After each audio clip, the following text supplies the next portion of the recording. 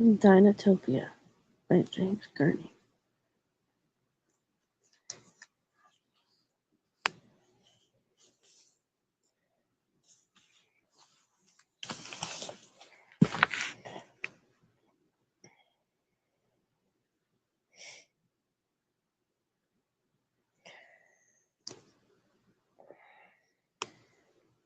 In 1860, an extensive uncharted territories covered a respectable portion of the globe.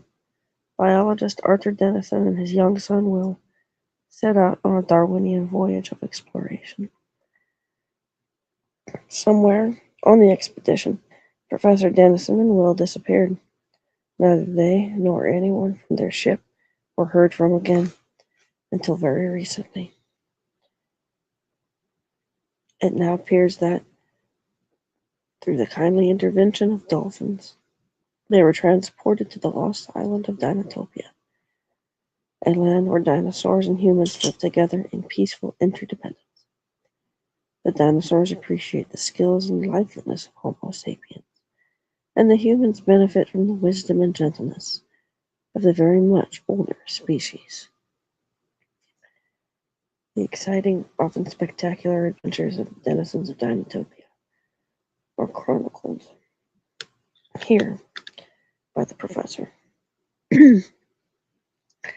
As a trained professional observer of the world's flora and fauna, he recorded his experiences in meticulous detail.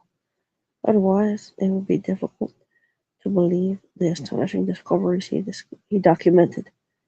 His artistic skills allow the rich tapestry of Dinotopian life to emerge with graphic impact. These lovely endings.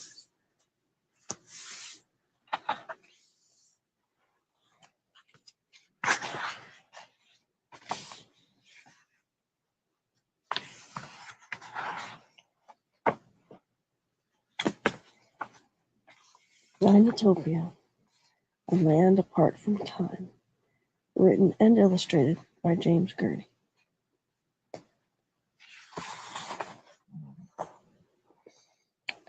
Published by Turner Publishing Incorporated, subsidiary of Turner Broadcasting Systems Incorporated, Atlanta, Georgia. Produced by the Greenwich Workshop, 1992. James Gurney. Licensed by Greenwich Workshop. First edition.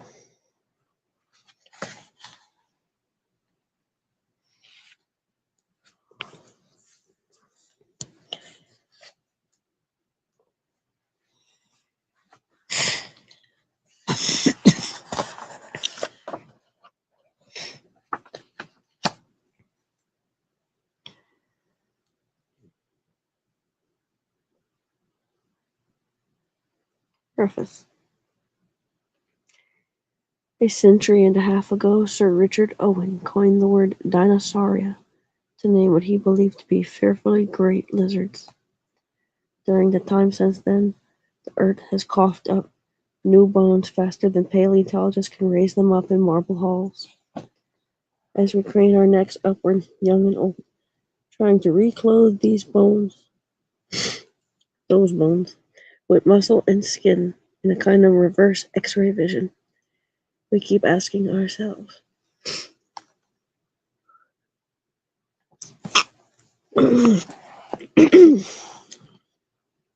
what were they really like?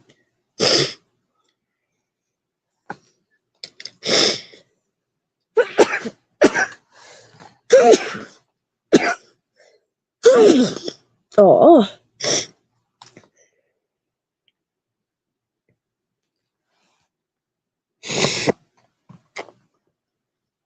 We have moved into this earthly abode without the benefit of meeting the previous tenants. In this instance, the previous tenants had a lease of 150 million years. They must have gotten along well with the landlord. The book you hold in your hands is an odyssey for the eye. You can check with the nearest 8-year-old. All the dinosaurs are real, based on fossil evidence. Whether the rest is real depends on you. It belongs in the marble hall, not of the museum, but of your imagination, the other side of the mirror, the world that is, in the end, more true.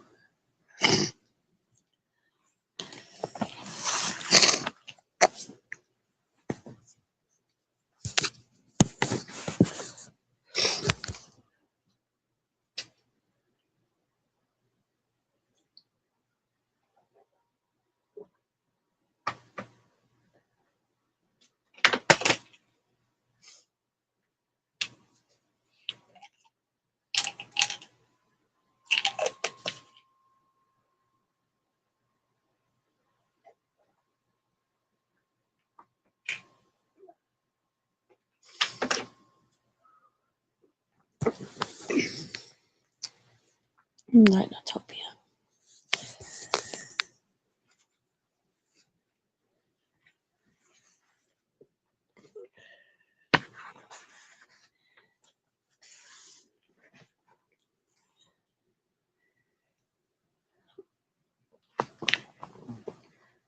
How I discovered the sketchbook.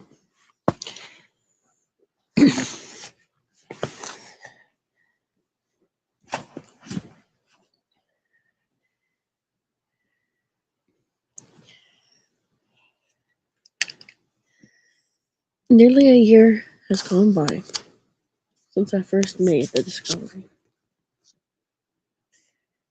It was purely by chance.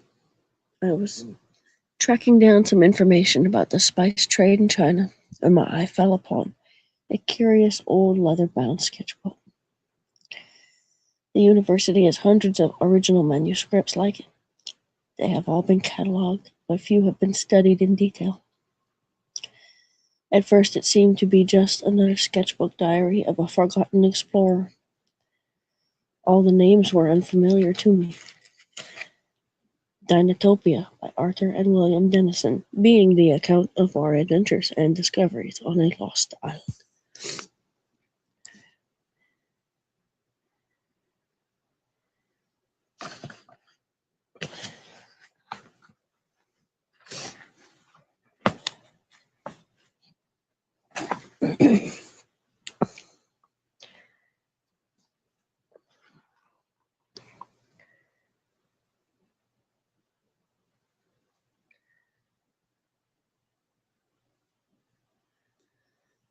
I quickly paged through it, for the librarian had rung the closing bell, and I had to get home. The book had been badly worn and water damaged long ago. A very old photograph of a man and a boy slipped from its mount. Pressed into the back pages were some brittle botanical specimens of horsetail ferns and ginkgo leaves. The drawing showed people and dinosaurs living side by side, but this was an impossibility. Dinosaurs had disappeared from the earth nearly 65 million years ago, long before mankind evolved. Was this sketchbook a mere fantasy, or had I stumbled upon the only surviving record of a lost civilization? Honestly, I have my own doubts, being skeptical by nature, but I offer you the facts of the case so you can form your own conclusions.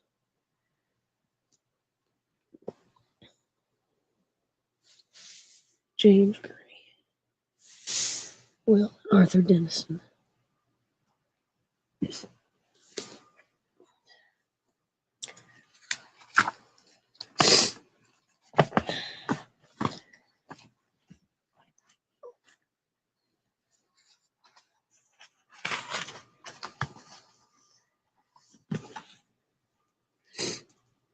Hmm, beautiful painting.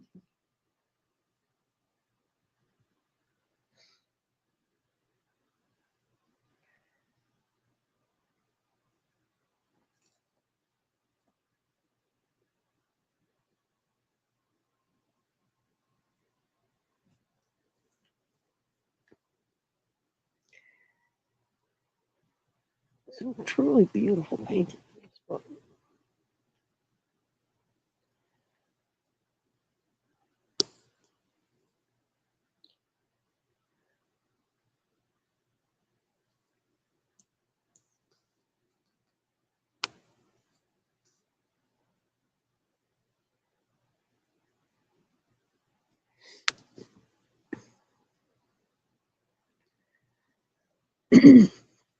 Journal of Arthur Dennison. Having lost all my shipboard journals. Oh, sorry. Hang on. November 10th, 1862. Having lost all my shipboard journals in the disaster of 9 days ago, I will begin with the wreck itself and the curious events that have followed.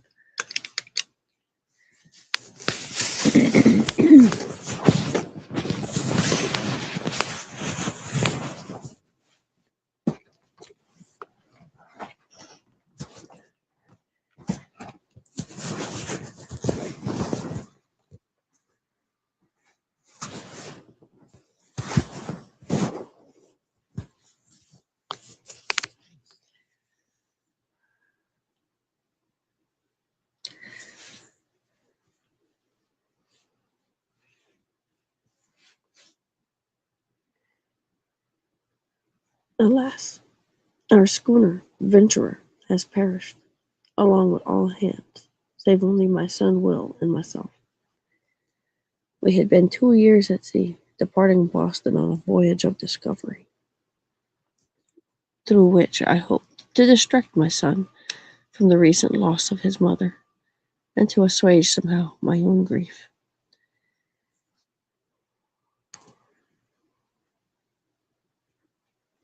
We were sailing in uncharted waters when a typhoon struck with sudden fury. It ripped loose the topsail and brought a spar down, shrouds and all. What a glancing blow to my shoulder that left me nearly senseless. I do recall Will's pulling me loose before the foaming surge carried us both into the mountainous waves, and I can still feel the sensation of being lifted bodily to the surface by a dolphin. No doubt one of the same that had been following our vessel since we left Hong Kong. With the last of our strength, we clung to the fins of the dolphins, who carried us into calmer green seas. We reached the line of breakers, and soon our own feet could carry us to shore. Blessed shore, where daylight woke us, parched and groggy.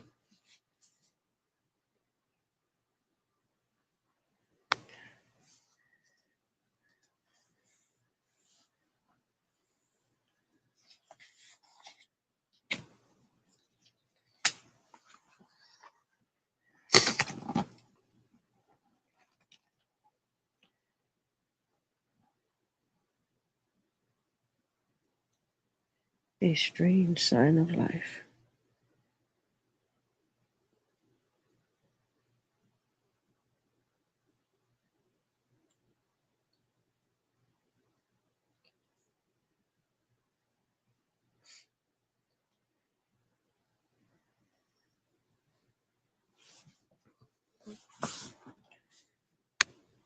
By morning, my shoulder, though stiff, was usable, and Will proved wholly uninjured.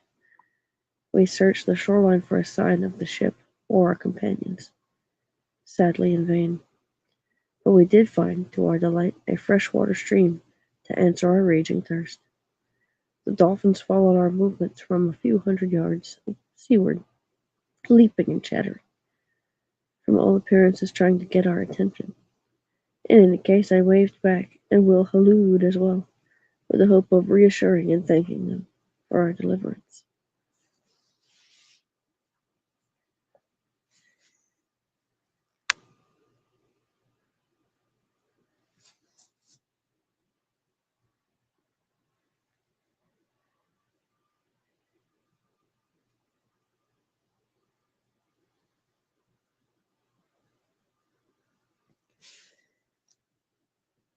And all at once, Will put a hand to my shoulder and hissed, "Father, listen." From some distance in the jungle came a series of low, sustained hootings, or perhaps I should say bellowings, and then again silence. We waited. All remained quiet.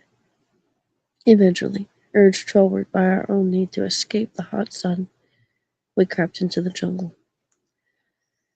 Two reluctant Crusoes, We set about to make camp, clearing a strand of small tree ferns and looking for any fruit, berries, or game animals that might provide sustenance. An activity Will tackled with enthusiasm.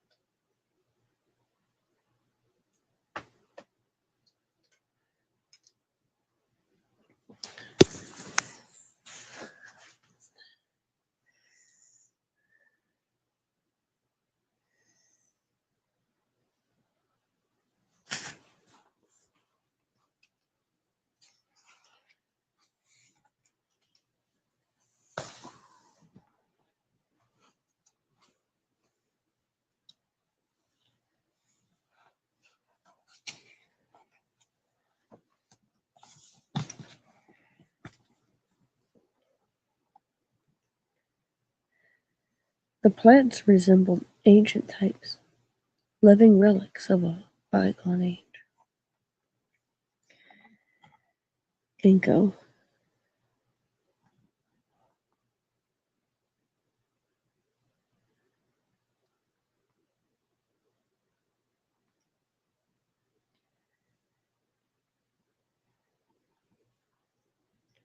conifers,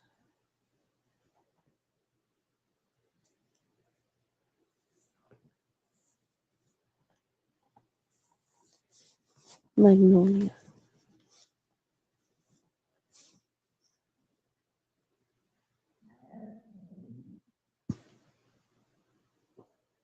ferns.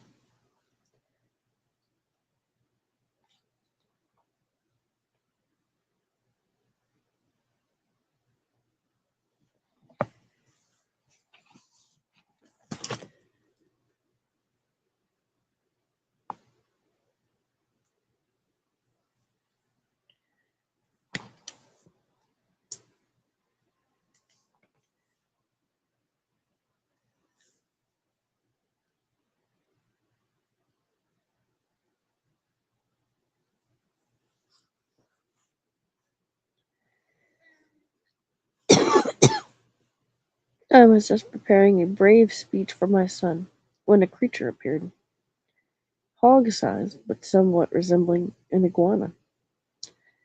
It circled us, squawking like a parrot through its beak-like mouth, reaching a foot toward Will as though seeking a meal. I seized a heavy rock and waited for it to come within range, whereupon I hurled the weapon, striking the animal on the leg. It let out a loud, anguished squeal.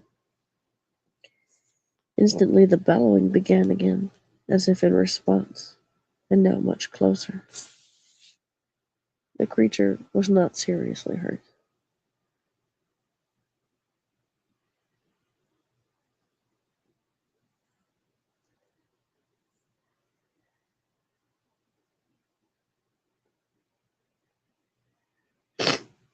He thought it was going to eat the boy.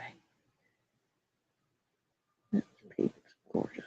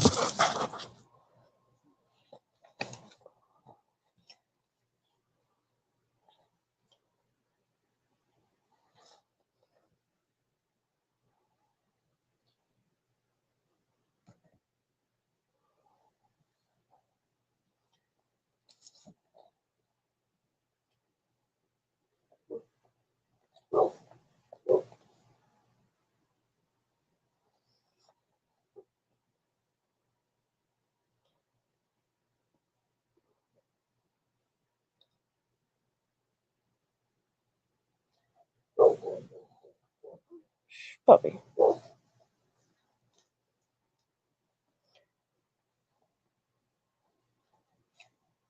Within seconds, the jungle erupted with a horde of creatures so extraordinary that I was immobilized, incredulous.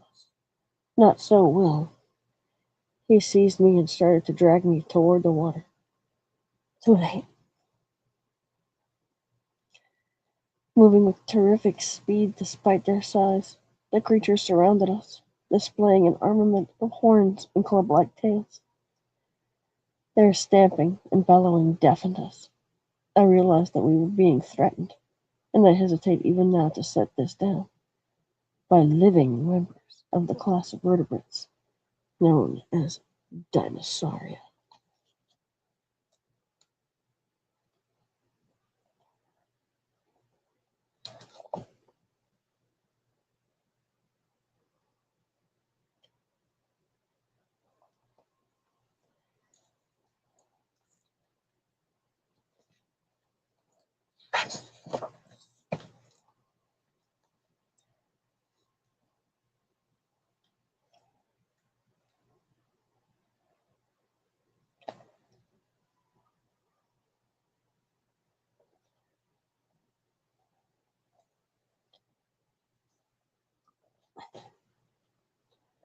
I had just thrust Will behind me, preparing to do I know not what, when, to my utter amazement, a young girl emerged from behind the largest creature and soothed it with whistles, cooing noises, and gestures. She then approached the injured hog parrot and made a bandage from her white headdress. I was dumbfounded and a little embarrassed. I turned to reassure Will, who was gazing awestruck at the girl.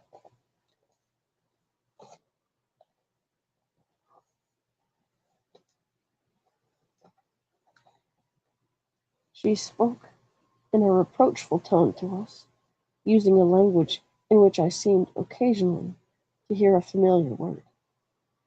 So I made a couple of efforts. Pardonnez-moi, mademoiselle. Er, Entschuldigung. Do you speak English? To no avail, although she cocked her head as though she understood a word or two. However, her main concern was for the injured animal, which seemed to be making a great fuss about a minor hurt. Meanwhile, I kept a wary eye on the larger creatures, who maintained a constant rumbling and shifting about us. I urged Will to keep very still, reassuring a triceratops.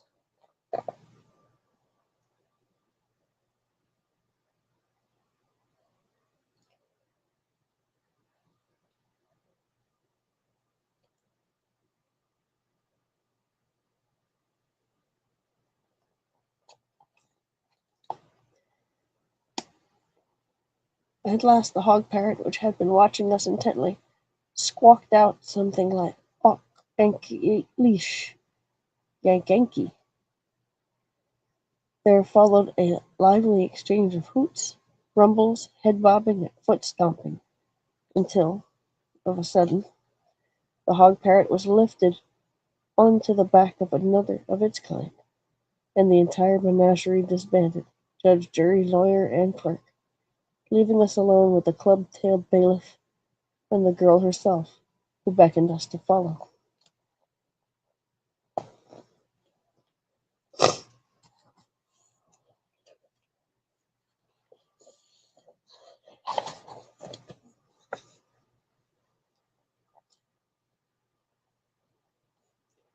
Both Will and I were tired, not only from our watery ordeal, but also from the shock just suffered. Nevertheless, Will set out sturdily, and even turned to offer me assistance. His 2 years at sea have made him more than usually rugged and self-reliant for a 12-year-old. Together we trudged in the wake of the young girl for what must have been 2 hours, without any further attempt at conversation. Warily we walked behind her as the jungle gave way to pasture land. The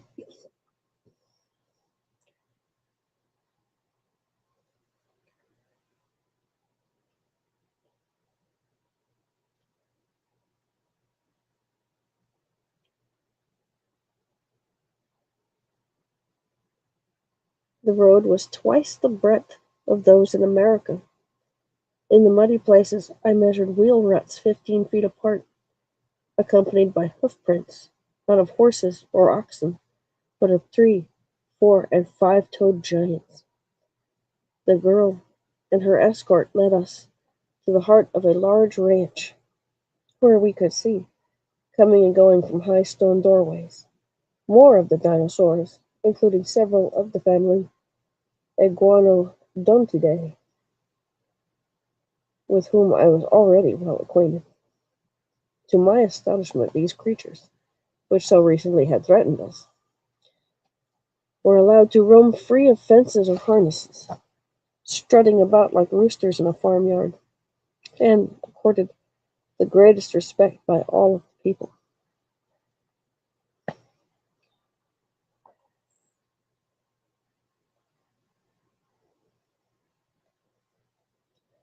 At the ranch the girl introduced herself, with signs, as Sylvia, a reassuringly familiar name.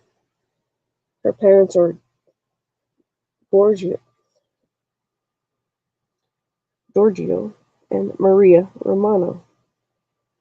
Kind souls, they are workers in what turns out to be a dinosaur hatchery, and I must say, somewhat hen-like in their manner. Maria clucked and patted Will, while Giorgio, with immense care, arranged a nest-like bed for our comfort. By early afternoon, as far as I could judge with my pocket watch rendered useless by the salt water, we had eaten, bathed, and retired gratefully to bed. The egg hatchery.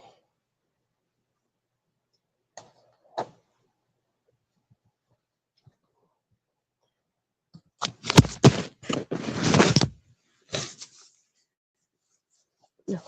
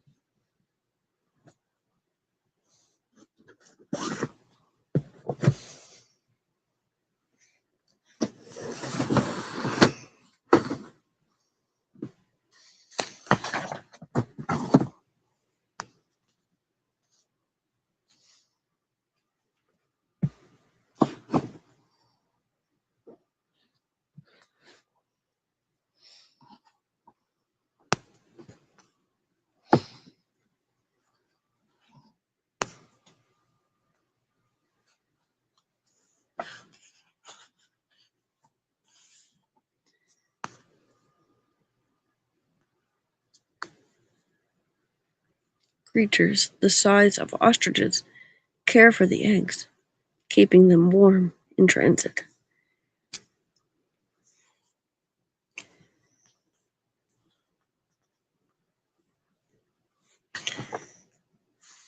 Oviporium.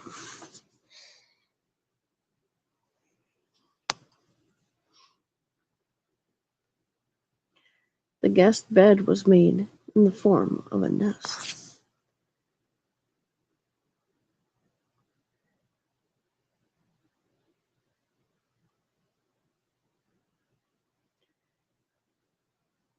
A dinosaur chair, or more accurately, resting couch, since the larger quadrupeds do not sit.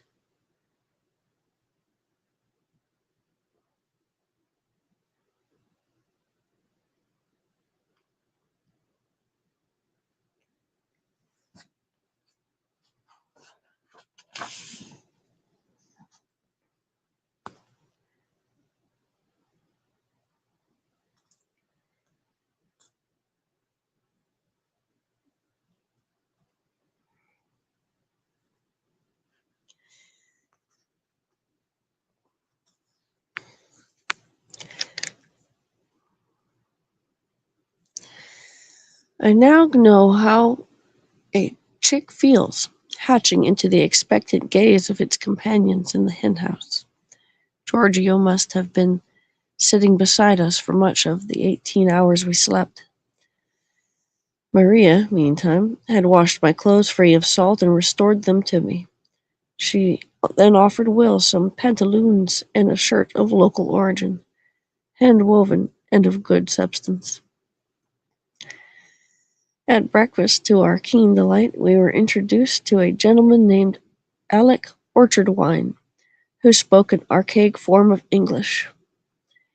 He seemed to search the air above his head for words, and then said to Will something that sounded like, "Welcome, we laddie." He then pointed to a painting of a dolphin, as if he knew the means of our rescue. He referred to himself as 15 Mothers English, by which I was to understand that his ancestors had landed here 15 generations ago, or some 400 years. There may have been some error of language here. Breakfast was juice, tea, soup, bread, and nuts. No milk, no meat, and no eggs. Well, dinosaurs don't produce milk, do they?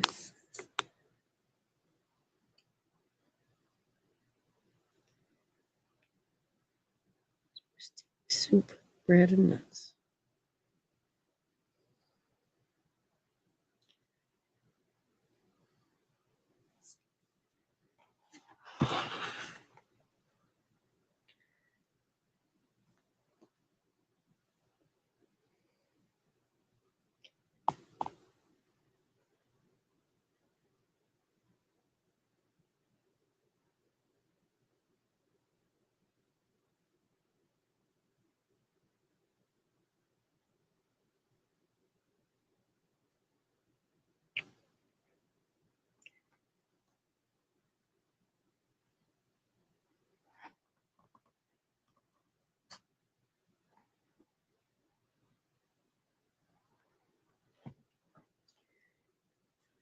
The paintings are so interesting.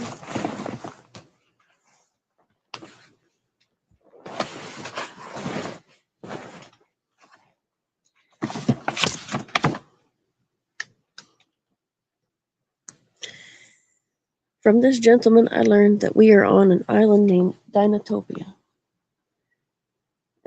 that all humans here are descended from shipwreck, men and women, brought to safety by the dolphins, and, most astonishing of all, that Dinotopia's main population consists of all manner of dinosaurs, most of them peaceable, living as equals with the humans. But if these harmless herbivores exist in such large numbers, what of the great carnivores? I cannot imagine a natural world more terrifying than one heavily populated by Tyrannosaurus rex. Will appears to be undismayed by our strange circumstances. The recuperative powers of the young never ceased to amaze me, and was eager to explore the hatchery with Sylvia.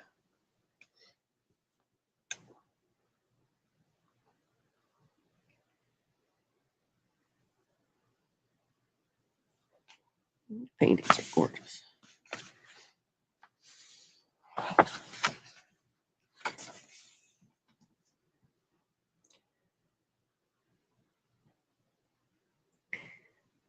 The hatchery provides every comfort for expectant parents.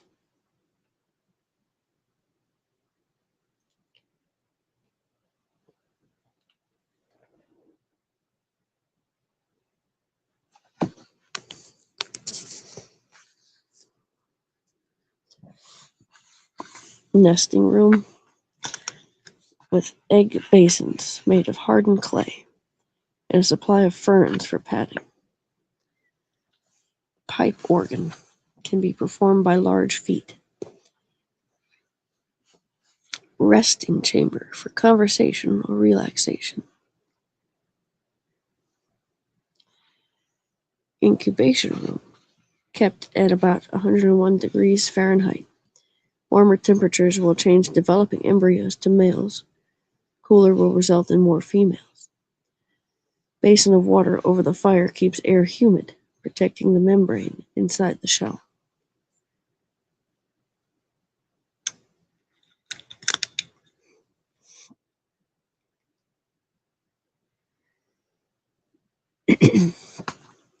Human sleeping chamber with space for up to 12 full-time hatchery workers.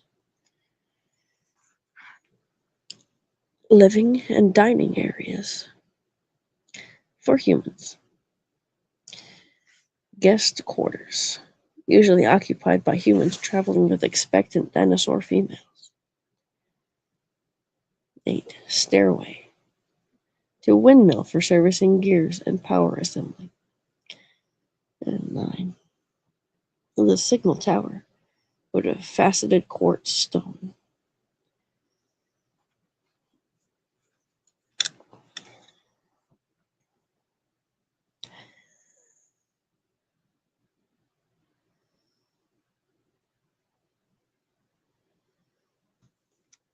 Sign at the entrance of the incubation room. Quiet.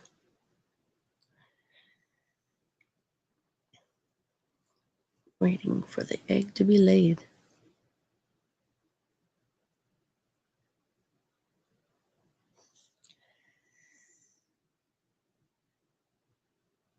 Ovanutrix, egg nurse, known elsewhere as oviraptor, egg stealer. Albumin, yolk sac, amniotic sac, embryo, allantois.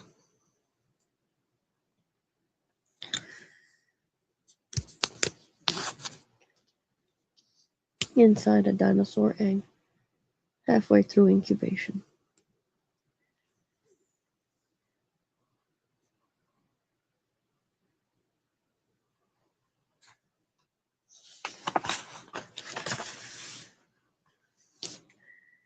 The children keep a close watch over the eggs.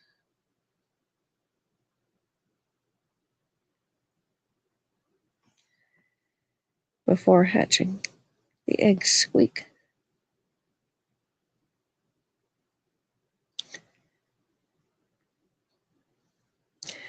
Puppets help the babies imprint to the correct parent model.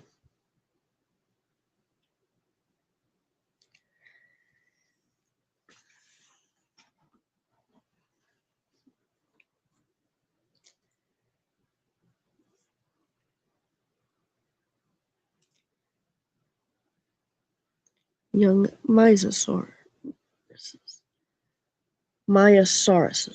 enjoy being lifted up to meet a visiting aunt.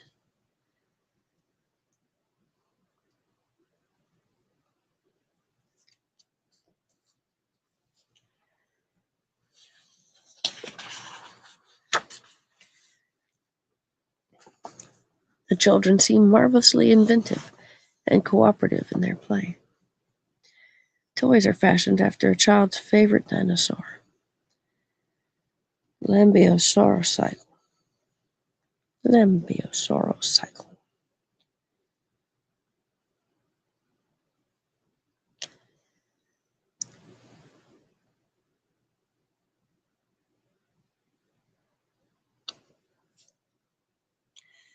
Overworked human parents are fortunate to have the help of dinosaur nannies.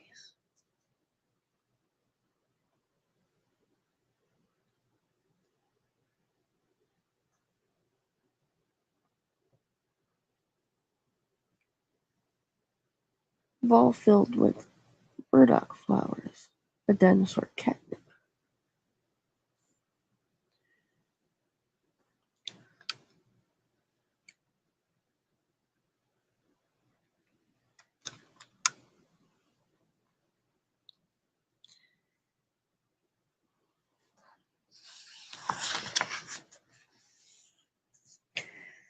Barter has replaced coinage as a system of exchange. Dinotopia.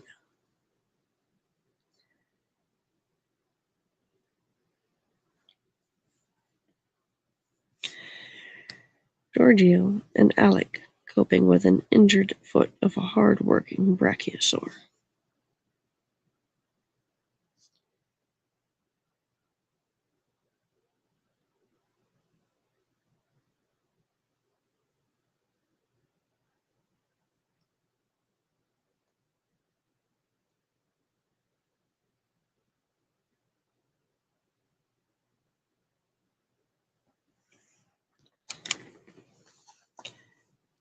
Some days have passed since my last entry. Happy news! My sea chest containing oilskin wrapped sheets of foolscap and my notebooks washed ashore among other wreckage. I will no longer have to borrow the precious paper of this household for my sketches and notes. This land is a mecca for a biologist. How Burton and Livingstone, indeed Darwin himself, would envy the chance to document such a place, even if it meant, as I have just done today, playing nanny to a herd of young hadrosaurs. Will and I continue to study the island's local language, apparently a blend of many, at which he is proving far more rapid a student than I. He spends much of his time with Sylvia, very much taken with the idea of a mere girl who can control such great creatures.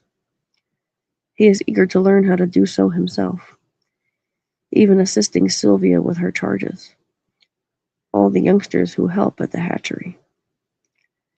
He accompanies her every afternoon on long walks to the sea-coast in the vain hope of finding more wreckage or survivors. He may have missed the companionship of young people during our long sojourn at sea. Our kind hosts have been pecking at me with eager questions about the outside world.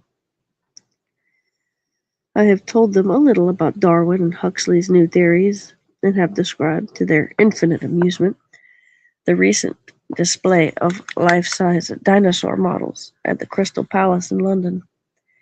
They seem relatively uninterested in developments like the compound steam engine.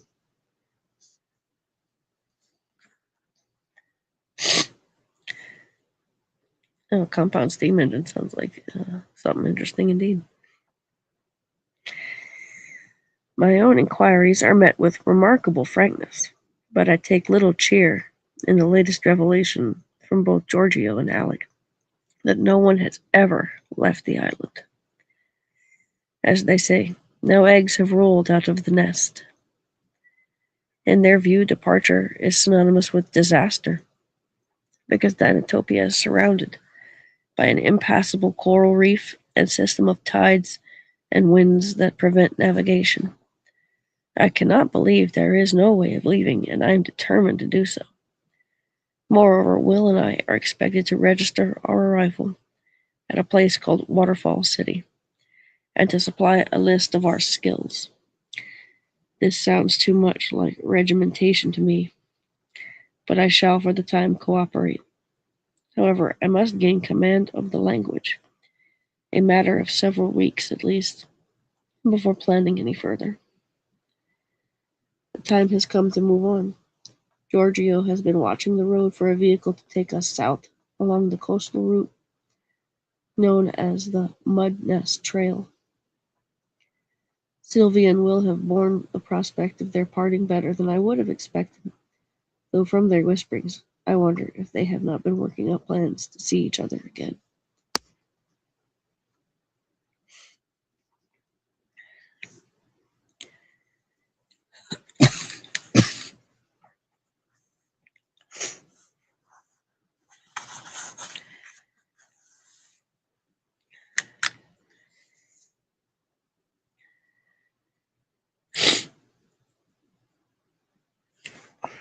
A dung wagon being ready for work.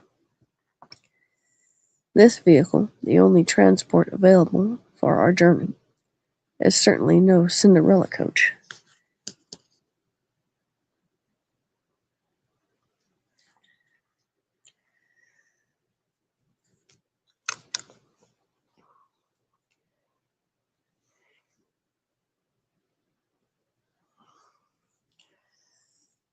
The first evidence of civilization, mysterious ruins of a lost city.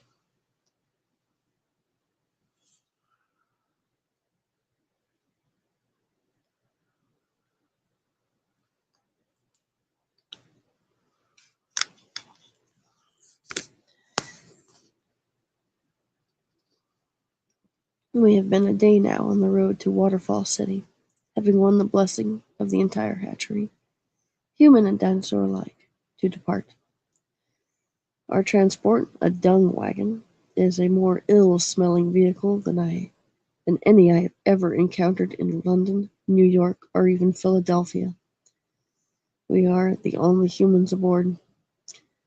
Besides the dinosaur in harness, there's a group of small reptilians who ignore us, despite Will's obvious interest in them.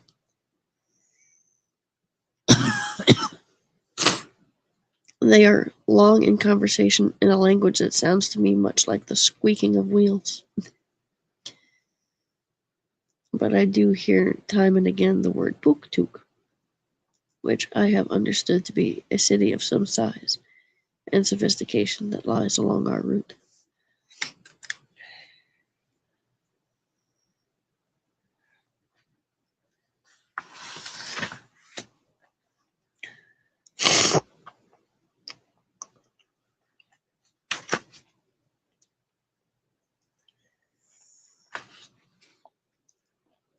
Copro carts are kept spotlessly clean.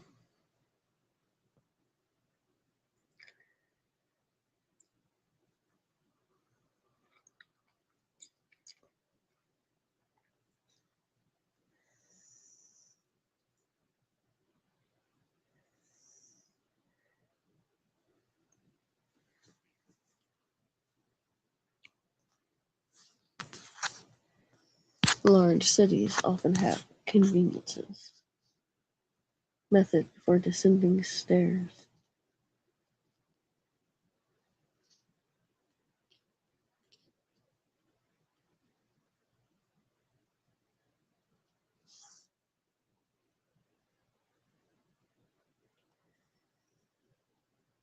On the outskirts of Puktuk, we were met by a crew who proceeded to fill our dung wagon with the noxious droppings of the dinosaurs. The material is rich in nitrogen, more resembling bird guano than horse manure. It will be carried to the surrounding farms to enrich the soil. Dinosaurs are remarkably efficient at processing their wastes. They do not urinate at all. Their food is almost completely digested. The men who collect the dung call themselves corporal carters and claim to be of noble lineage, bearing themselves with immense dignity and a kind of slow thoughtfulness akin to those they serve. One fellow took Will and me for connoisseurs of fertilizer, recommending his exquisite age-ripened product as a Frenchman might speak of Gruyère or Camembert.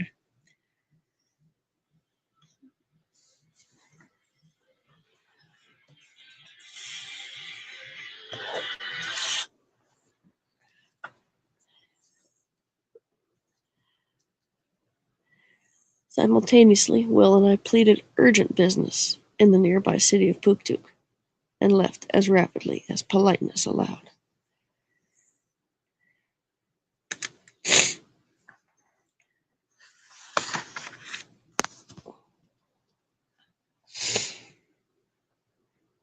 These paintings are spectacular.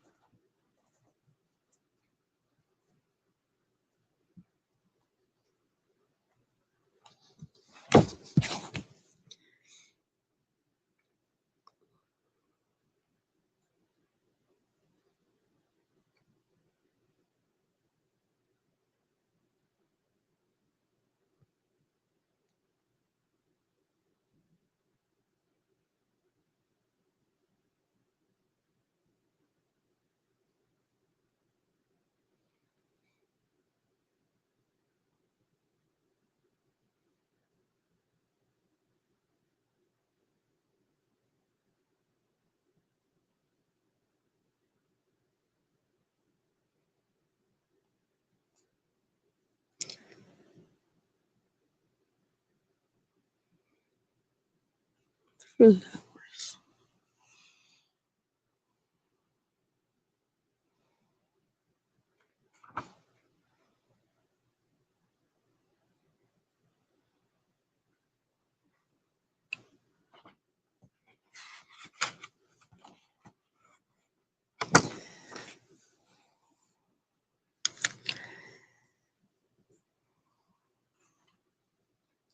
Mutaborosaurus with a message writer.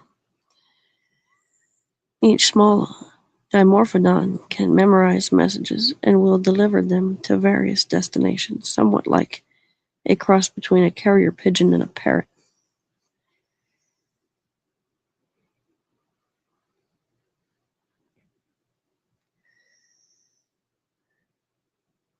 Human-powered taxi.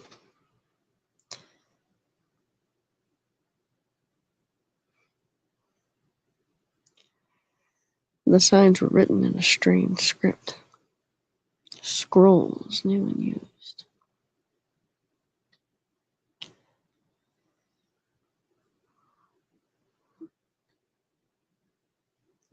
Seeds.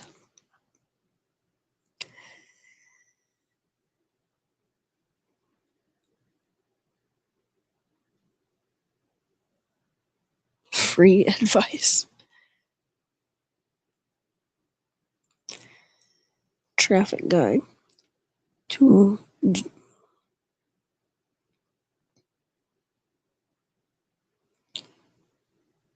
Djangosaurus.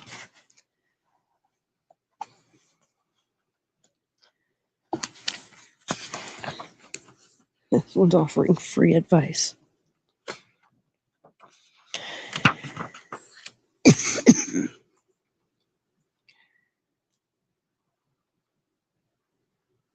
Scrap.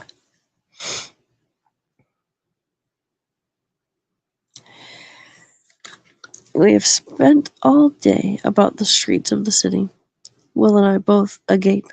Side by side, the people and dinosaurs crowd the broad avenues, the street markets, the grand open-air theaters. I can only compare the spectacle to a Paris in which the doors of the zoological gardens have been thrown open and hippos lounge in the marble fountains of Versailles, while sidewalk cafes cater to amiable rhinos. Yet at its outer fringes, Puktuk lacks much of this cosmopolitan flavor.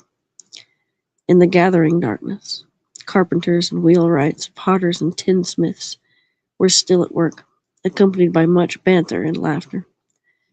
Most of the houses were open to the evening air, exhaling breaths of curry and cider.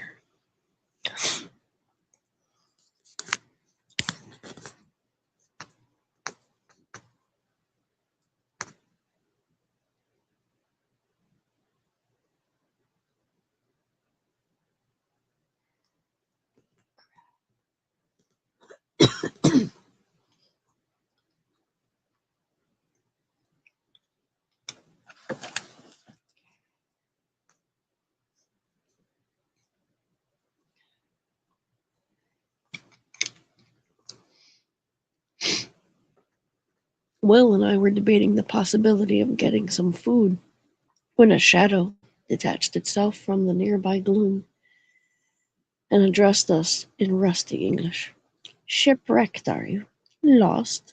Needing a guide?" He tugged the brim of his hat over one eye and grinned. "Lee Crab, if I may intrude myself. I'm a new starter here, too. Been 9 years since a dolphin bucked me onto the beach. Onto a beach." We told him, rather guardedly, of the wreck of the Venturer, of our reception at the hatchery, and of our intended journey to Waterfall City. He listened with a sour grin. "Dinotopia," he said slowly. "You think the name means utopia of dinosaurs. Wrong. Look it up. It means terrible place."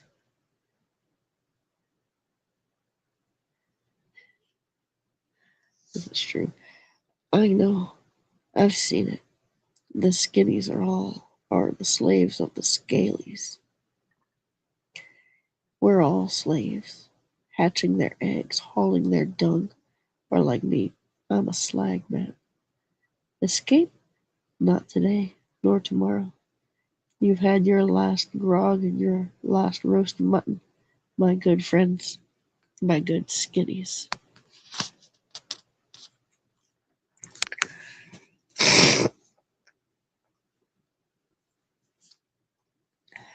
Lee Crab showed us his wagon, designed for carrying copper, bronze, and iron ingots. He is bound not for Waterfall City, but for the factory town of Volcanium, which he recommends as a place to live and work without drawing attention. He lifted his hat brim to peer down the now empty street.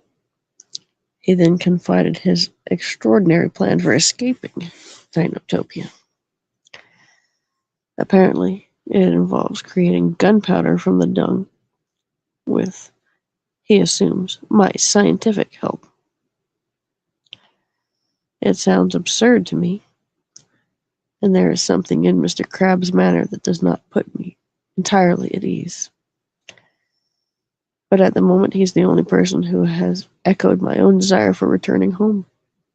Whether or not Dinotopia is the prison he claims, we shall see once we get to Volcanium.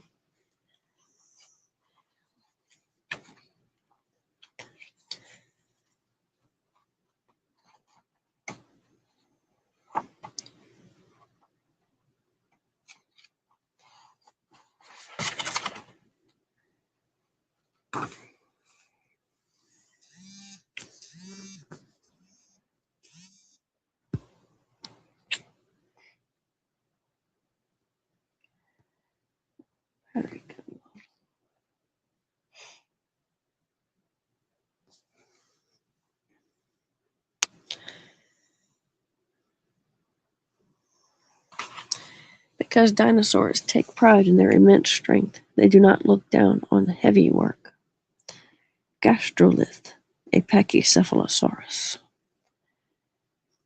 Crab required my gold watch in exchange for his services as a guide.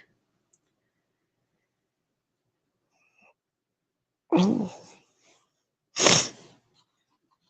A settlement near Volcanium.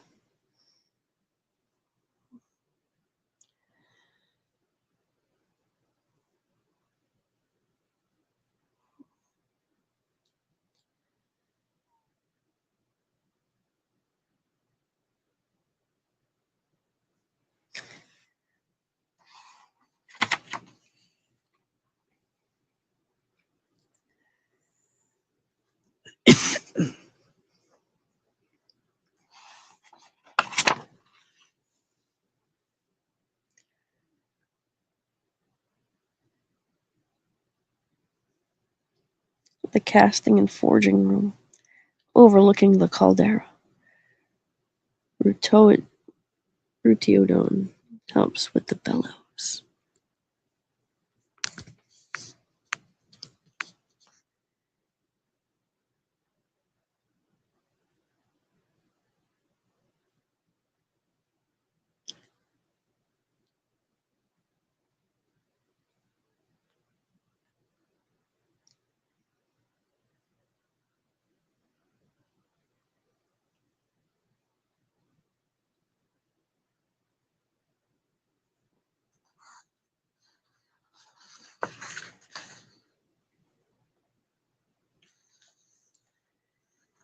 Talk.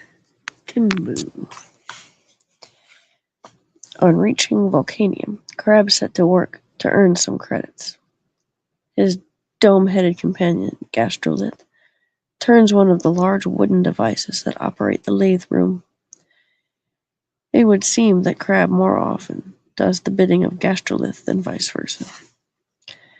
When we first met the chief craftsman in metals, Tok Timbu, in the doubtful company of Crab, the master smith fixed me with a gaze like a tiger. But he was impressed when I sketched, from memory, diagrams of the workings of foundries and mills I had observed back home. As we got to know one another, I believe he became convinced of my good intentions. Tok is a remarkable man, strong, and a very talented artisan, with great personal dignity. He is foremothers African, descended from a Yoruba king. Eventually I asked him about Crab. Was he truly a slave, kept here against his will? Not at all, Tok was emphatic. No one leaves because no one can. Crab has been trying for years. He finally gave up on finding the underground passage. Seeing my puzzlement, he went on. There are old maps and old ballads. You'll see them in Waterfall City, that tell of caverns and tunnels underground. For a long time, Crab tried to find them. He shook his head and smiled. We tried to make him feel needed, but he'll probably never be at home here, or anywhere else either. Will and I live in a guest cottage, but take most of our meals with the Timbu family. Their two sons are somewhat older than Will, a good influence. With my permission, Tok has put Will to work here, learning about the machines and tending the needs of the dinosaur-human teams. He is winning the respect of all. I wonder, though, how his mother would have regarded his new habit of bobbing his head and cooing like a dinosaur. Door hinge and knocker made by Tok.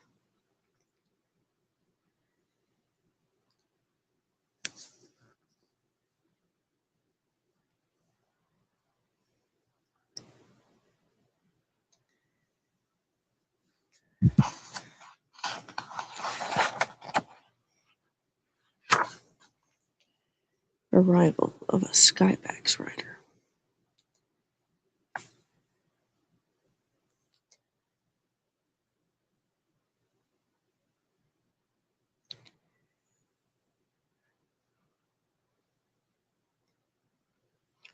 Ceratosaurus, a small cousin of Tyrannosaurus, but not as threatening. Breathe deep, seek peace. Some days ago, the clouds above Volcanium were pierced by a long, mournful cry. To my amazement, a leather-winged reptile swooped down, carrying a man on its back. As he landed, a babble of greetings announced him to be a Skybax rider. He dismounted, unloading from his small saddlebag many treasures, maps, blueprints, medicines, and toys, while sharing the latest news from around the island. His mount is called a Quetzalcoatlus Skybax, surely the most majestic flying creature the world has ever seen. None but the rider himself dares to approach it, much less attempt to board it. Will cannot conceal his fascination with flying. He lingers near the roost of the Skybax and has adopted a new greeting, which he learned from the Skybax rider. With a hand extended, he says, "Breathe deep, seek peace."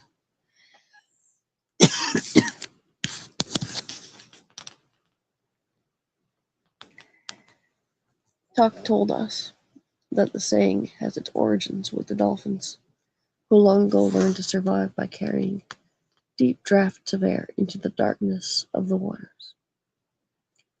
Dolphins owe their general good nature and their playfulness to an almost perfect adaptation to their watery home, allowing them to flourish despite being air breathers. Or so says talk. This greeting has found its way into many Dinotopian customs. For instance, the Dinotopian word for marriage or close friendship, kumspiritik, literally means breathing together. Sometimes, land creatures hold out a claw or wing to represent the dolphin flipper, which has all the bones of the human hand. Seek peace comes from the dinosaurs, a reference shrouded in the mists of their history.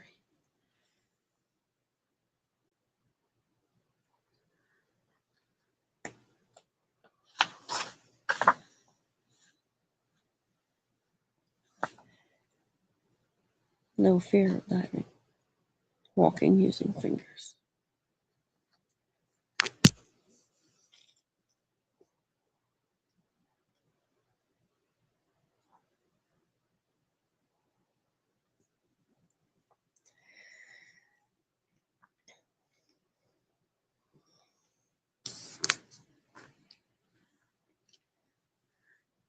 The Skybax rider has just finished his work here, delivering new orders for the factory. When upon mounting his saddle, he turned to us with a simple remark that took us quite by surprise. "Will and Arthur Dennison, they are waiting to welcome you at Waterfall City." At which the Skybax spread its leathery wings and took to the clouds. Does the whole island know of our arrival? It is disturbing. Yet, on second thought, castaways are surely rare enough to create.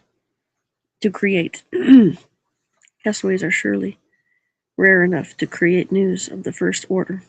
Meantime, Will has declared his determination to become a Skybax rider.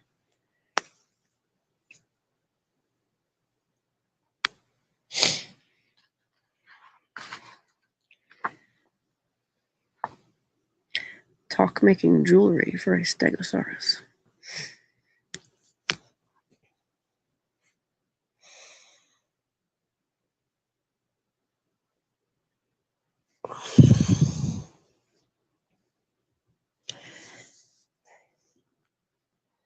Oh, my battery's really low. I'm gonna have to switch cameras.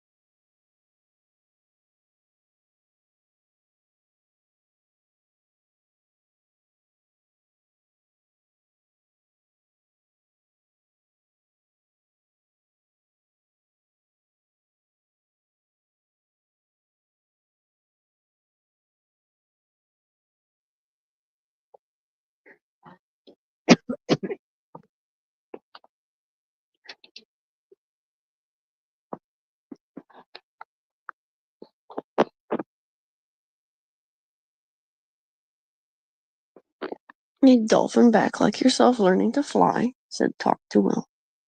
Newcomers are not expected to achieve such control of the wild creatures.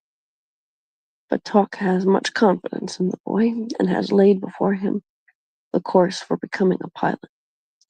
Because he is a dolphin back, he must first go to Waterfall City to learn writing, history, and ethics. Then to Tree Town, a summer camp where young people and dinosaurs practice living in accord. And finally, to a canyon in the east, where pilots win the trust of their reptilian partners.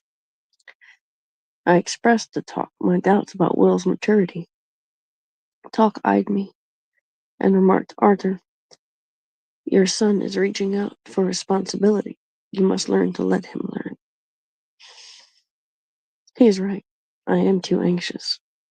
Talk has been a tower of strength to my son, who has responded with a new sense of purpose. Meantime, my own thoughts of an eventual return home have turned to the old maps Talk mentioned. Going to Waterfall City might provide me with an opportunity to find out more about them.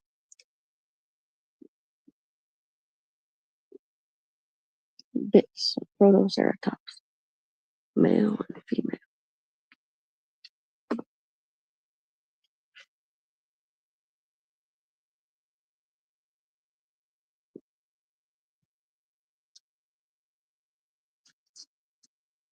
I agreed with Talk's suggestion that we have a guide for our journey, but I was not prepared to see the hog parrot again.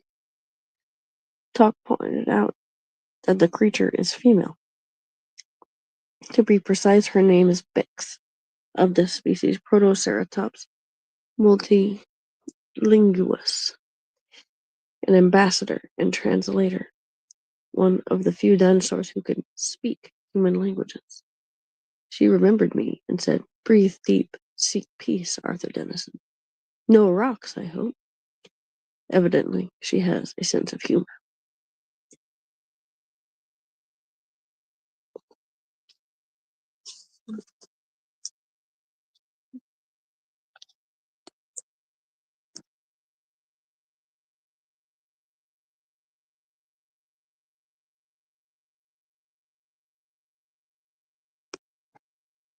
Bix and Will are fast friends.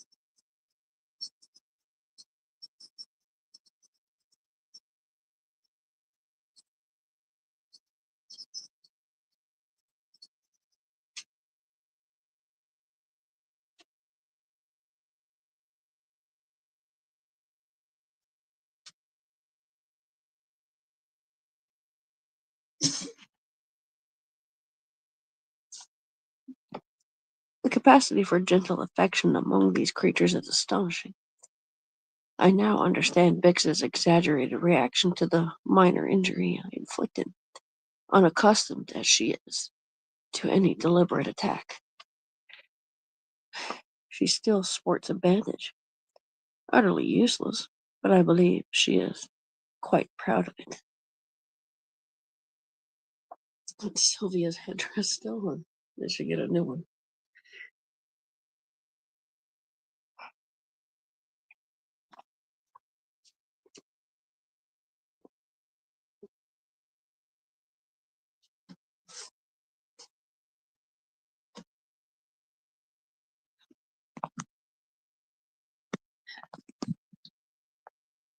The following day, we started out descending the volcano on its eastern flank, while before us the great valley of the Polongo River stretched out to a limitless horizon. The clear air, the amber sunshine, Will's eager interest in all things, my private hope of discovering a means of escape, enabled us to bear the difficulties of the road, which was frequently crossed by streams or scarred by deep wheel ruts. Wheel ruts. Had our legs been 10 feet long, as were some of the giants Bix described, the fallen logs and muddy mires would have offered no obstacle. Nevertheless, we kept steadily on, Bix commenting and explaining as we went. I learned, among other things, that she can understand 17 major languages, including Etruscan, Hittite, and Hypsilophodont. Hypsilophodont, and can mimic, with absolute precision, the bubbling of a sulphur spring, and many other sounds in nature. After several hours, she announced, "Shortcut," and led us away from the road at a point where it veered to the south.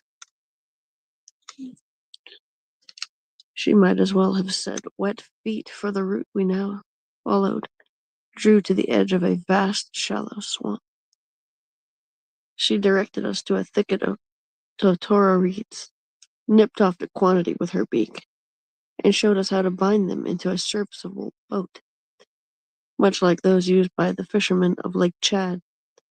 Old Dinotopian design, she said.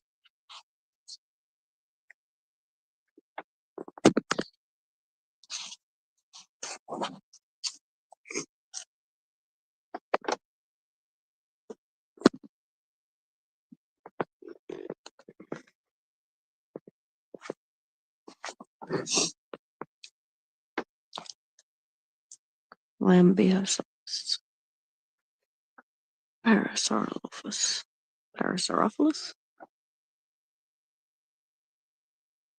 Corythosaurus.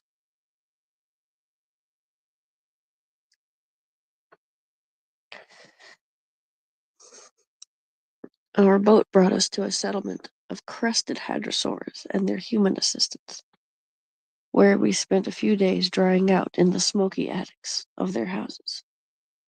Each of the hadrosaurs was equipped with its own distinctive resonating chamber, which it used to hoot at others of its own kind, even if those kinfolk were miles away through fog and forest. After a deafening concert of raspy honking, a hollow log was drummed to order silence, and all assembled craned their necks and stared into vacancy, listening for the answering foghorn. The humans then took their turn with matching instruments and costumes. Those people waiting to perform shut their eyes and puffed out their cheeks like frogs who have swallowed fat flies. Such serious pomp and bombast I had not seen since a visit to the United States Senate.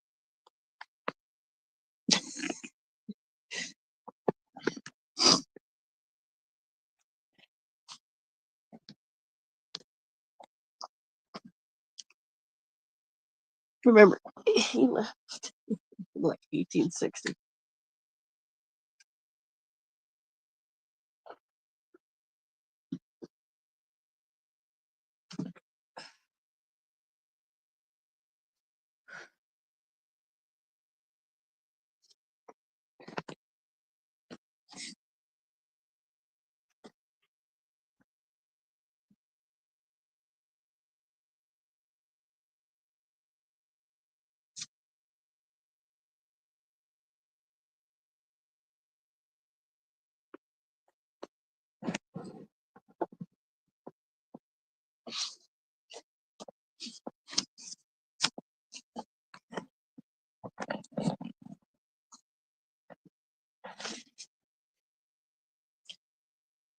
Hylaeosaurus, Polacanthus, Euplocephalus.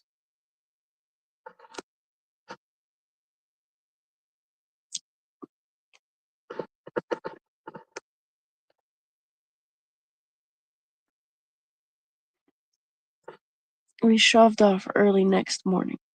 The music of the hadrosaurs gradually gave way to the distant, deep, steady reverberation of a great waterfall. Along the banks of the stream, armored dinosaurs wobbled into the sunny places, giving the appearance, as they stood side by side, of a gently heaving cobblestone street. At intervals, a head would bob up to watch us, and a mouth would bark out a warning which Bix most often translated as black rocks, white water. The now rapidly moving current did indeed gather even more force as we swept around the last bend. We had a single glimpse of the city before the boat overturned in the shallows. Climbing up the rocks and gasping for air, we beheld Waterfall City for the first time.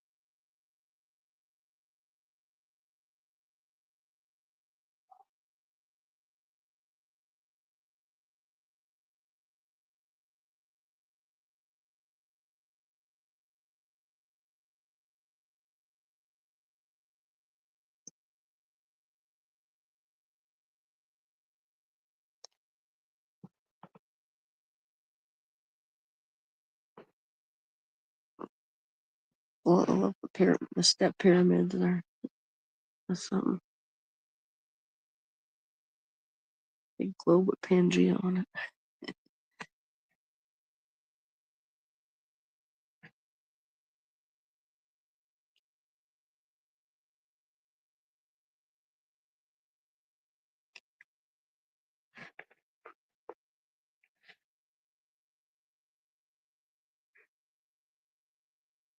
This artwork's incredible.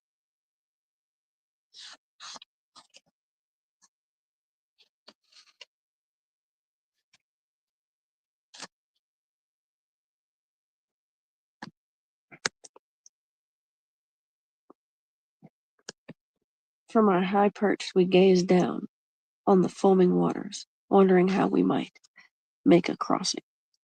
All at once, several objects, which at first I took to be skybaxes, appeared above the city. They approached, and to my utter amazement, I saw they were flying vessels with sail-like wings, coasting through the air without flapping, and steering directly for a flat tabletop of rock not far below us. At the very moment they settled to the earth, the captain of the largest craft unstrapped himself, secured the wings from the buffeting drafts of air, and approached us, introducing himself as a wing ambassador. He invited us aboard. Will scrambled to his place enthusiastically, followed by Bix. But I took some time, seeking first to convince myself that the silk and bamboo structure was sound and that our weight would not overload the vessel. Then, filled with apprehension, I boarded, trusting my life to the skill of the captain, who dashed out over the boisterous falls with an alacrity born of necessity.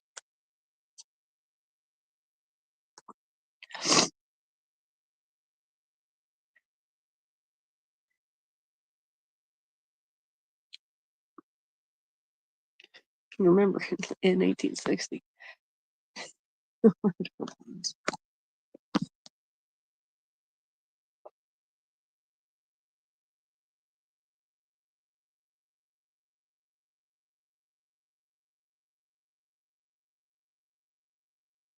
Our flight gave us a clear vista of the city and its great dome, on which I was able to observe, despite the circumstances, a vast map of the continents. But the map makers are sadly confused, the land masses being all linked together in a jumble. We soon skittered to a stop in a lofty, open square, Will hallooing in a shameless display of high spirits, while I dismounted with as much dignity as my soggy condition allowed. A colorful crowd led us away through the swirling vapors. Yeah, in 1860, this wasn't something they knew about.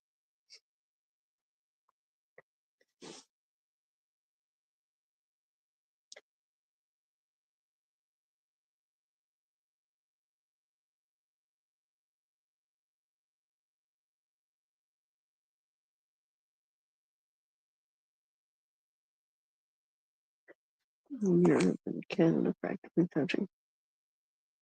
Africa and South America still a lot.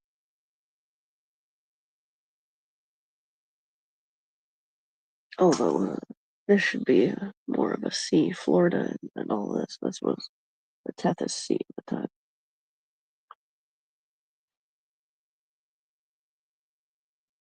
But this artwork is phenomenal. Great stuff. I just so love this stuff. The detail. All the little details.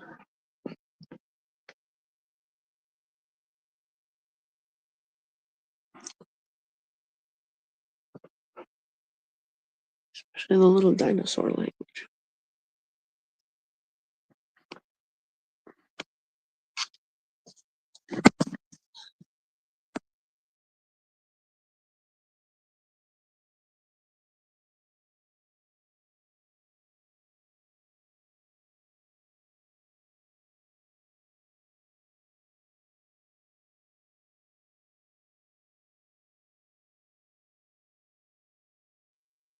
Oops, dropped the camera. Stairway to the Time Door. I guess that reads, I think, time.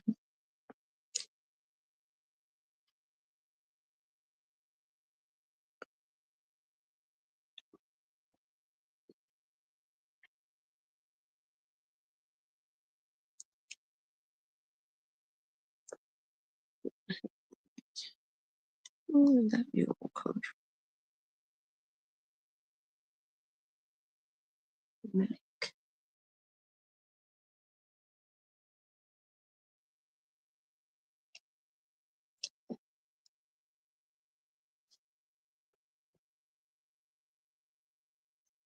Seldom, I am sure, have strangers been given such a welcome. So hearty were the greetings that I had little time to notice the magnificence of all about us. Presently we were standing in a long marble corridor, with the registry before us, which was in fact a long scroll. I saw names from many other nations and epochs, some in unfamiliar scripts. The atmosphere of warm enthusiasm overcame all my doubts. I wrote Arthur Denison, Professor of Sciences, and son, William, August 6th, 1863. We dressed in soft yellow robes, while our other clothes were put to dry, and proceeded into a banquet hall festooned with laurel garlands, with many small birds flittering about among a company of merrymakers. I am quite content to leave the privations of the trail behind me for a time. We are to stay in a hostelry maintained by the city for its many visitors. Inside, the thickness of the stone walls mutes the thunder of the waters, but there is always a steady background drone to remind one of the sublime glory of the city's setting.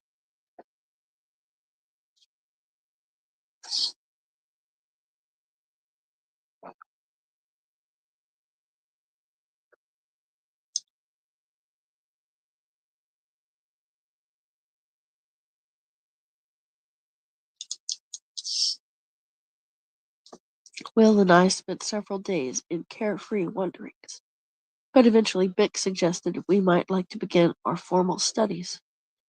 She said she had made an appointment for me with a distinguished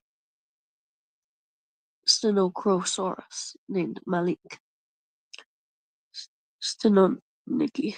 Stenon. Stenonicosaurus.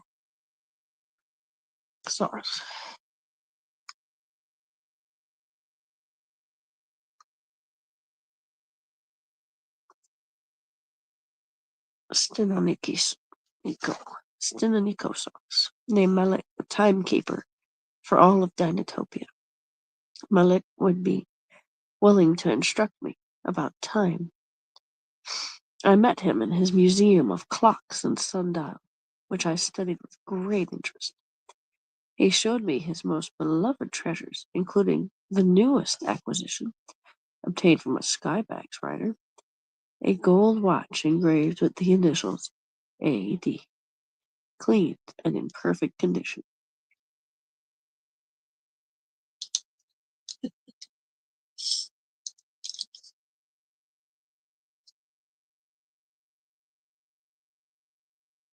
So guess what? I got melted down. I got traded.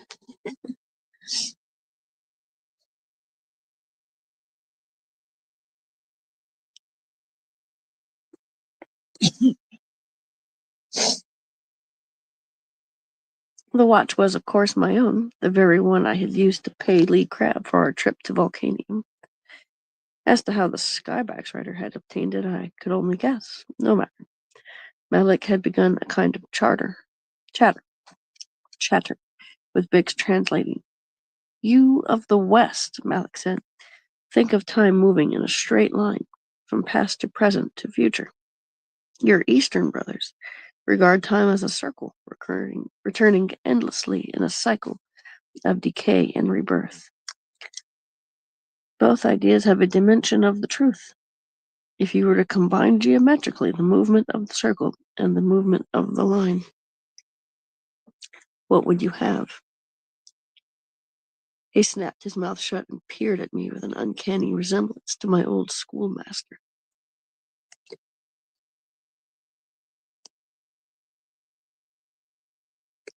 The spiral? I ventured. Yes, yes. Or the helix. They are our models of the passage of time, he said. So time moves on, but history repeats itself. Precisely.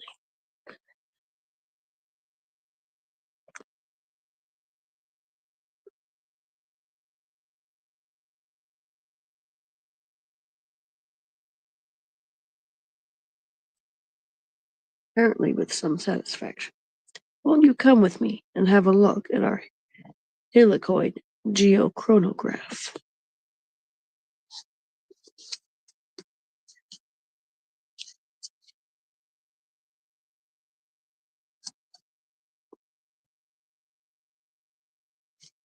A pocket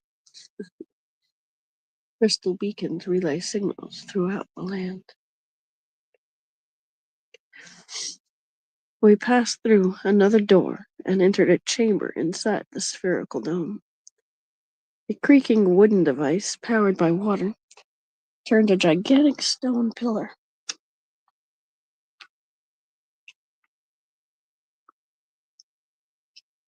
And, as it revolved, a mechanism climbed up the spiraling ledge, reading with its sensitive fingers a series of notches and carvings.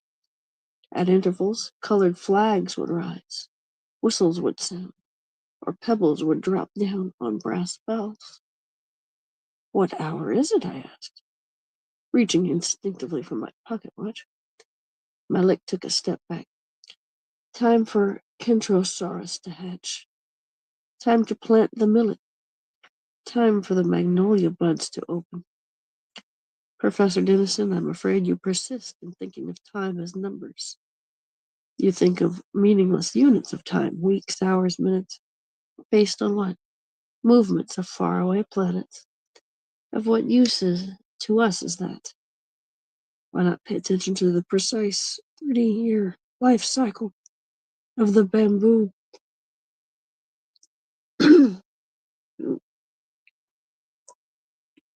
Guadua Trini are the exactly repeated metodic cycle of the paramecium.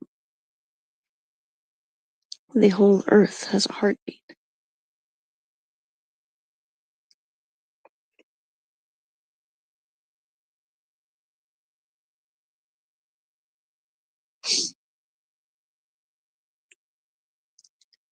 He paused, swung his tail from side to side, and squinted. And some things happen too slowly for you to notice. If you sit quite still, you can hear the grinding down of mountains, the stretching upward of trees, the pushing forward of continents, indeed, the wearing away of this very waterfall. Surely not. Yes, indeed. Every 100 years or so, we must divert the Palongo River and rebuild the cliff beneath the city. Malik reached his clawed hand for a small silver box and handed it to me. You will soon become a Dinotopian, and when you do, you will measure your life in a different way. Then this will be useful. I hinged open the lid and saw a pocket version of the great spiral clock.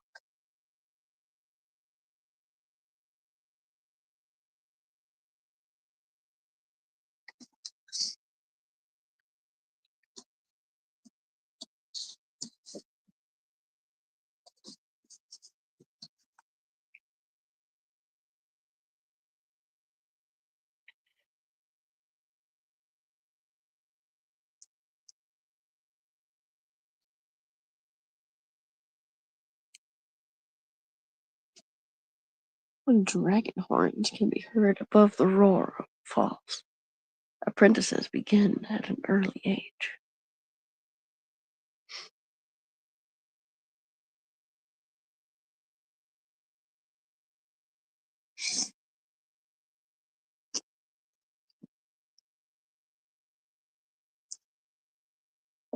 A common street game in Waterfall City, a four-sided top is marked put, take, all or nothing. Contestants take turns adding or subtracting colored stones.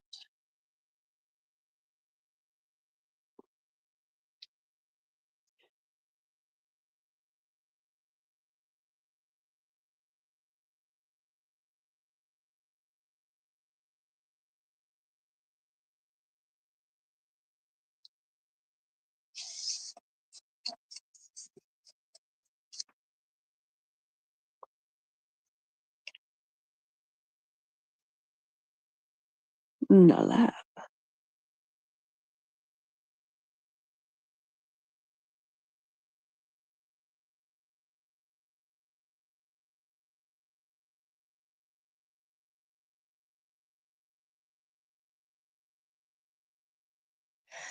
I had this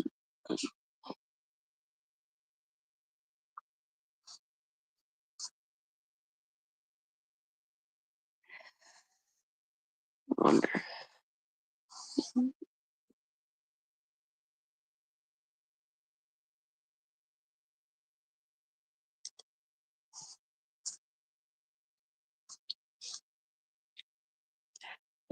This is my favorite.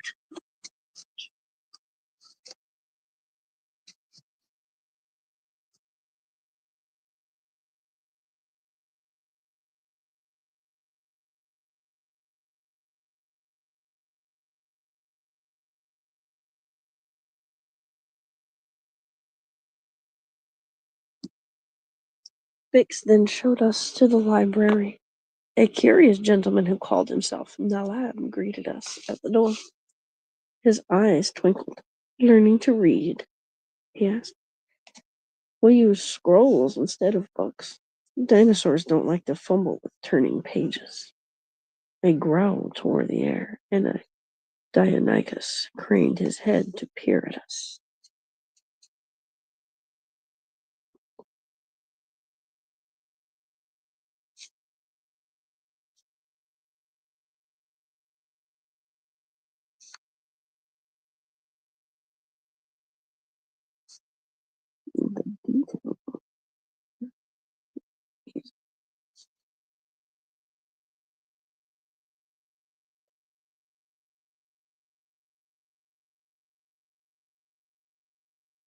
a scroll reading machine in operation.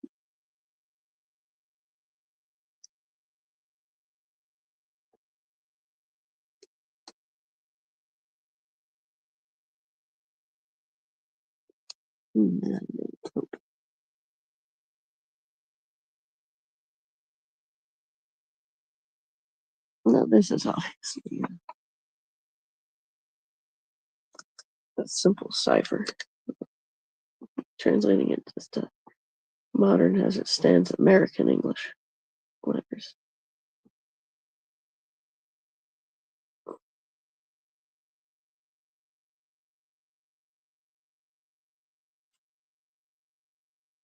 I have done extensive research.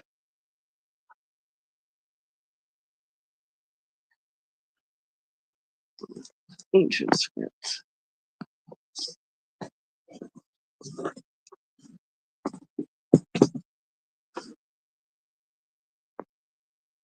So it's figuring out what would make more sense here in a land of dinosaurs. Like Big said, she speaks Etruscan. So I looked up Etruscan and Hittite.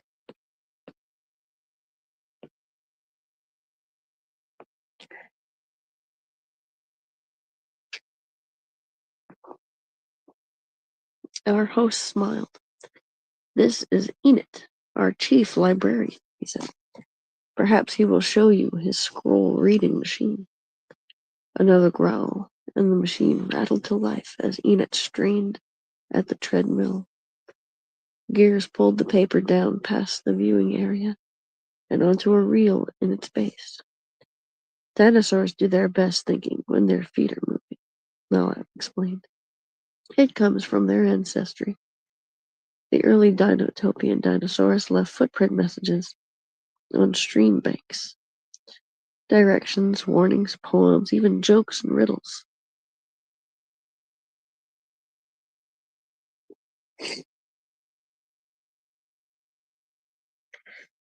If you were a young dinosaur, the lab went on, twitching an eyebrow toward Will, you'd learn to write in a sandbox. But instead, we'll get you started with the quill of an osteodon tortoise ori.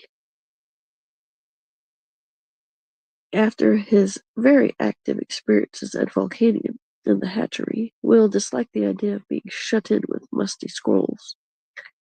But as he said to me privately, I can stand any amount of studying as long as it will get me into a skyback saddle eventually. What a wise boy.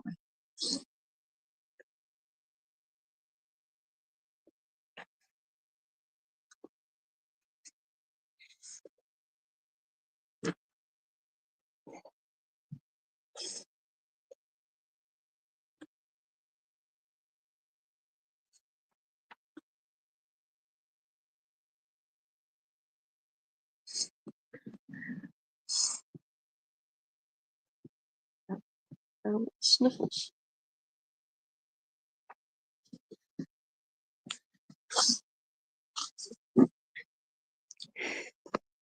While Will started learning the Dinotopian alphabet, helped by Bix, the lab escorted me on a tour of the library. From the outside, the building towers over the entire city. Inside, the corridors and reading rooms are equipped with honeycomb shelves for the scrolls. In each room, there is a fireplace. Dratted mildew, Nalab grumbled. A constant battle to keep the scrolls dry. A waterfall is a nasty place for a library. He set to poking at logs while I scanned the shelves with eager eyes, forgetting what I'd come here to find.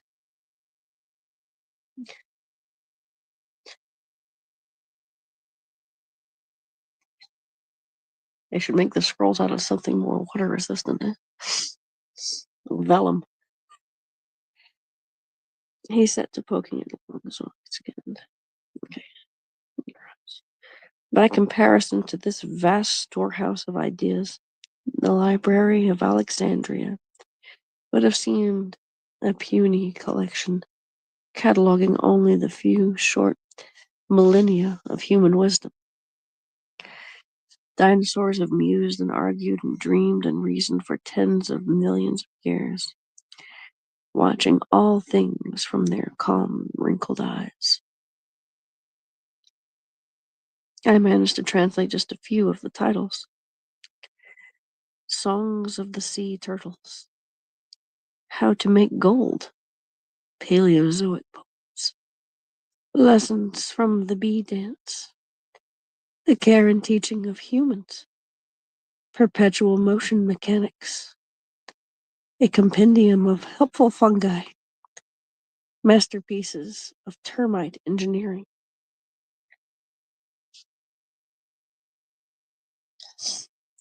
Stegosaurus, Chasmosaurus, Ornithomimus, Pachycephalosaurus, and Saltosaurus.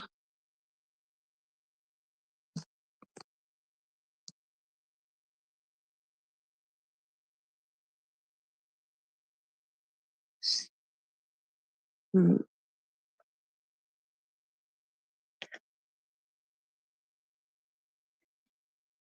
And the dinosaur in the sandbox is writing, When I was hid.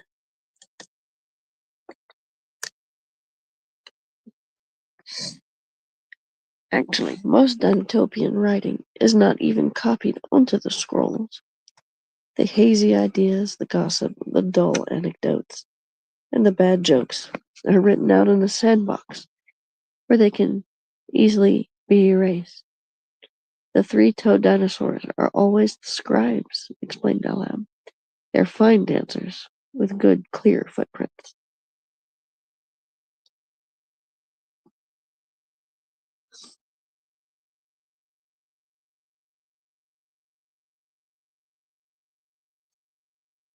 Then it doesn't make sense for him to be writing it that way, if the machine reads it that way.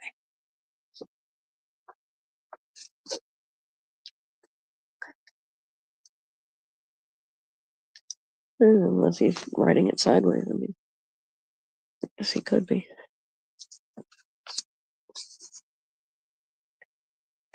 It just seems that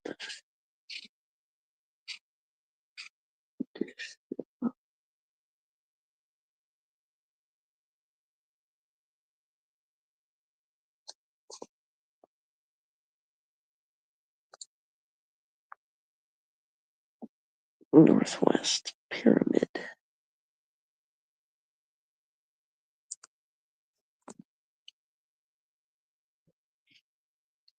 One.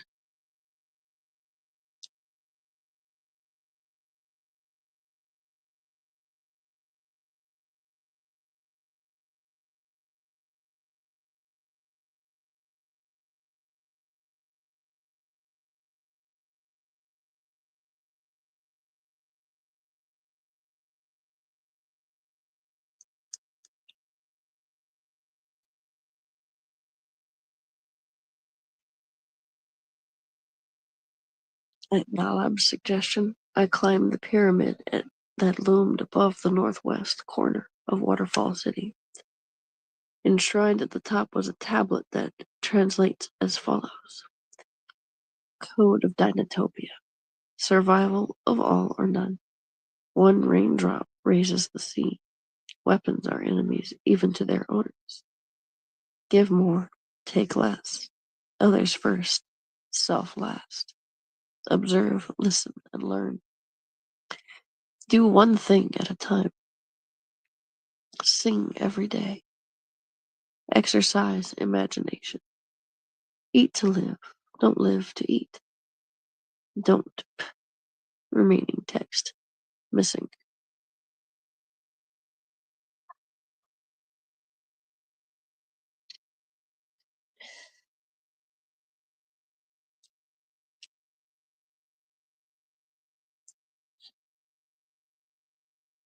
Yeah. No. American English right there.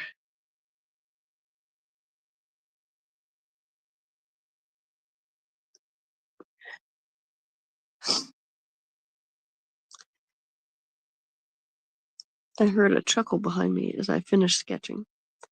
It was Nalam. You're probably wondering about that last line, he said. The stone was broken when we discovered it, so we can only guess. I believe the last injunction applies only to humans. Don't pee in the bath. Nalam is a mine of information on matters Dinotopian. I even felt free to ask him about his age. He cocked an eyebrow at me. Well now, he said, how old do you think I am? I guessed, cautiously, the early 70s. He cackled it in high glee. Shy by 50 years. 120, I gasped. Actually, 127. We are all very long-lived on Dinotopia, at least by your standards. Comes from that herb we eat. He waved a vague hand. I am incredulous, of course, but did not hurt the good man's feelings by saying so.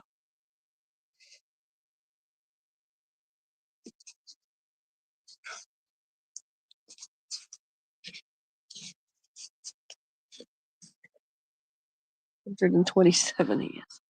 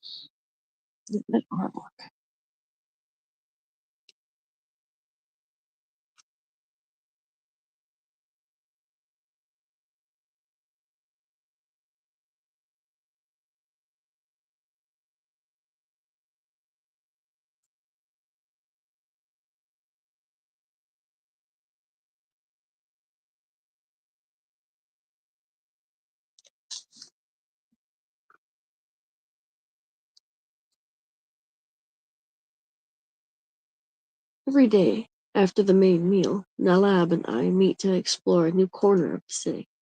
We have wandered past canals and fountains, monuments and schools, gardens and observatories, kiosks and theaters, all woven into a watery labyrinth of stone that would shame even Venice. I can't imagine, I said one afternoon, after a long silence, how it could be possible for such a small island to support enough artists and stonecutters to build all these wonders. And I can't imagine how all these different people and dinosaurs can possibly get along without quarreling.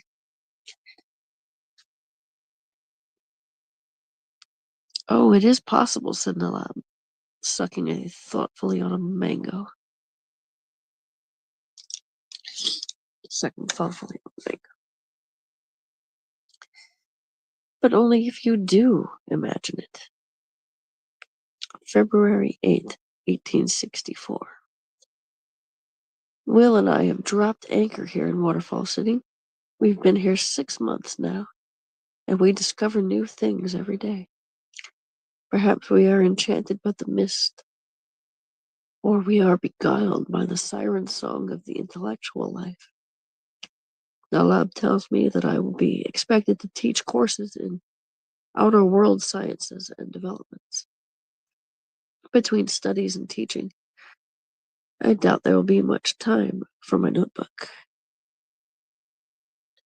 Well, that seems like the perfect time to write down what it is you teach it.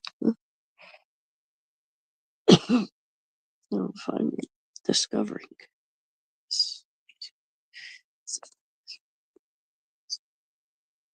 the world over here.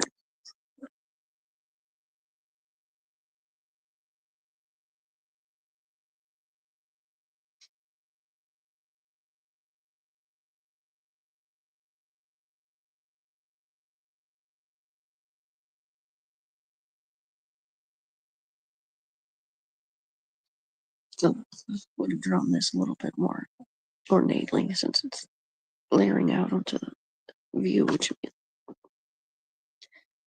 yeah.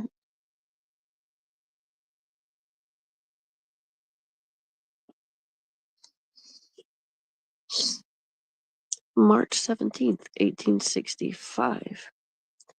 A year and a half in Dinotopia's center of learning. I have become something of a favorite at the library, and have spent much time correcting and updating the reports from previous shipwrecked sailors about the outer world. The engineers study my diagrams with thoughtful respect, but they rarely carry my designs into action. The sewing machine, however, was met with enthusiastic acclaim.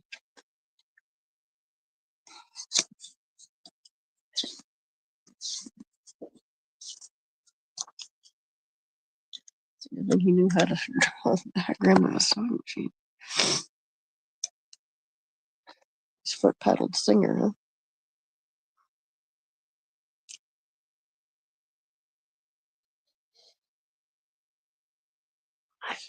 A window to the dolphin caverns.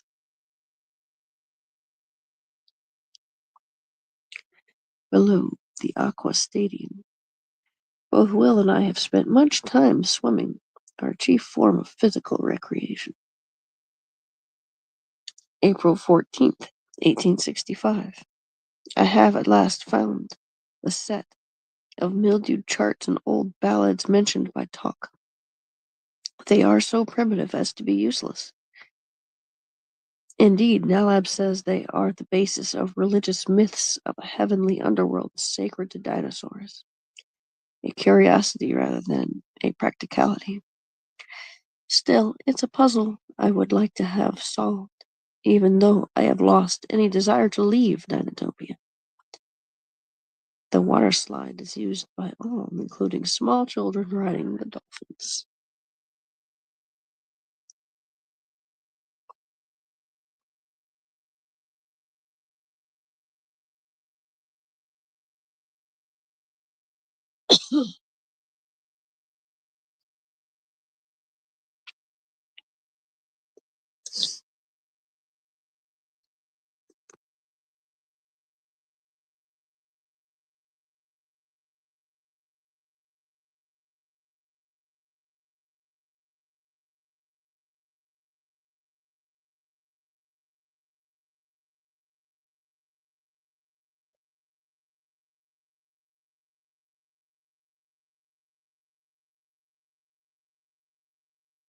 Whenever I grow weary from reading scrolls or exploring the vaulted passages below the city, I mount the high places in the western sector and sit beneath the lion statues, where two long-toothed ancient beasts, carved from red granite, crouch amid the thunder and mist.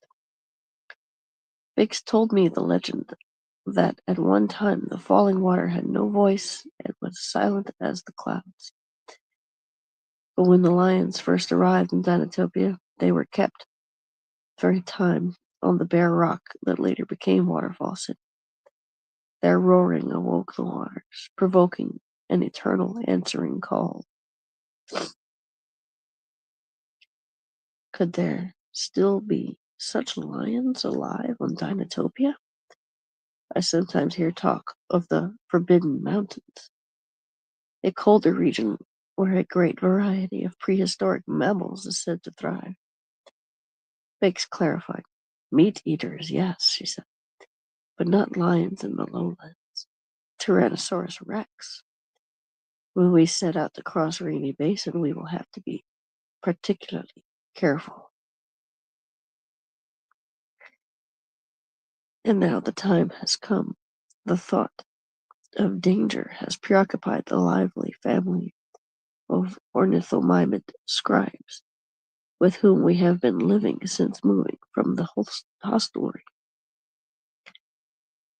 They have been scurrying about, packing scrolls and ink in heavy wooden cases, and filling many cork-lined baskets with enormous quantities of strong-smelling smoked eel and shark meat. I have absolutely no taste for either. They are preparing for their annual journey north, to the Habitat Conference near Treetown. Will's studies are complete, and he and I are to accompany them. The route leads through the heart of danger, but it may be the only opportunity this year for us to make the trip to Treetown. He can hardly contain his excitement, though I shall be sorry to leave Waterfall City and the good friends we have made here.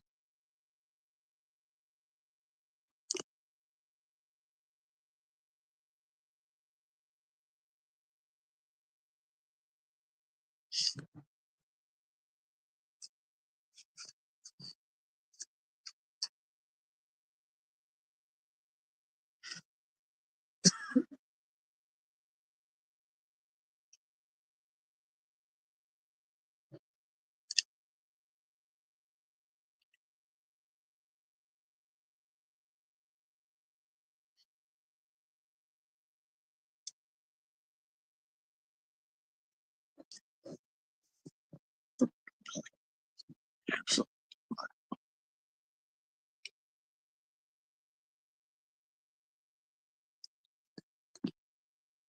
Vertebral neuron.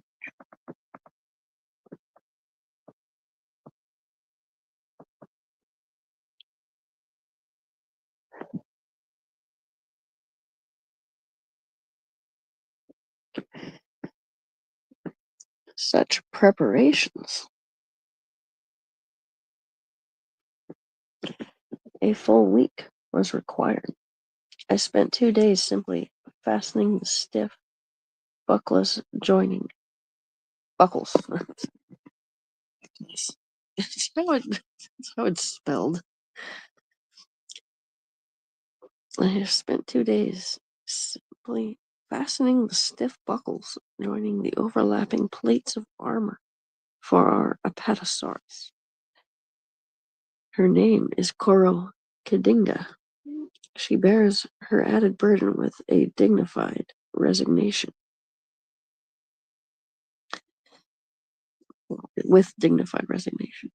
By mid-morning of the day of our departure, sharp-spined Styracosaurus escorts have arrived. I protested to Biggs that Will and I were neither warriors, nor did we have weapons. Ours is an invitation, she said, not a challenge. Tyrannosaurus Rex is not evil, only hungry by nature, with no love for society, and no stomach for green food. That is why we carry fish. I did not find this at all reassuring. The convoy lurched into motion with a slow rocking gait.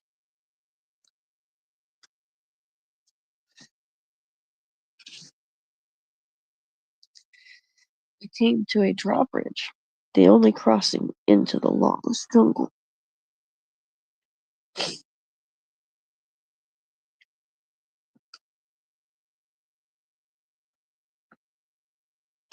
The bridge had been engineered after the fashion of a sauropod neck bones. Using A's where they aren't. The bridge had been engineered after the fashion of sauropod neck bones. So after we crossed over and Koro stepped off, the vertebral supports contracted and the bridge sprang back up like a pine branch relieved of a weight of snow. No retreat was possible.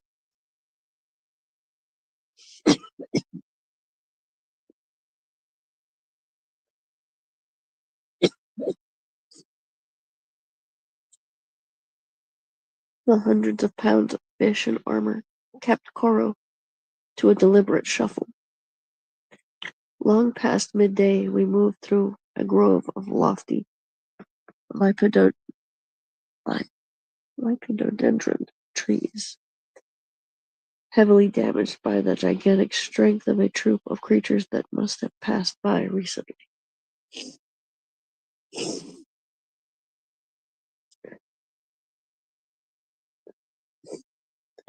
Should have read this yesterday when I was feeling better.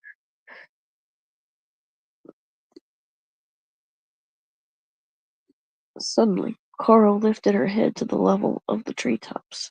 fixed her gaze forward, and then wheeled around, with us clinging to our seats, so that her whip-like tail could sweep the perimeter of ground, as an angry cat's tail will sweep the grass.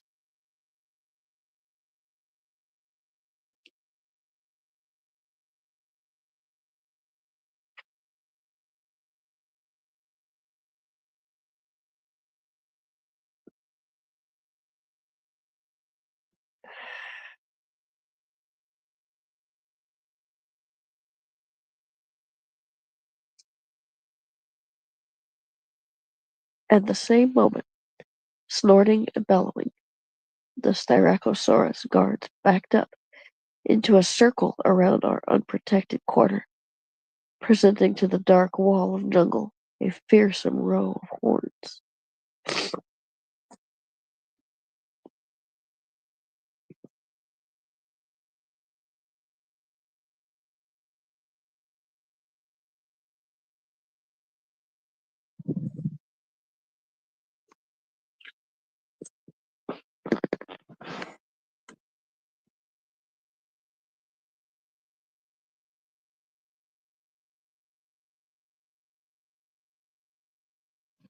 Baskets of smoked eels, scraps.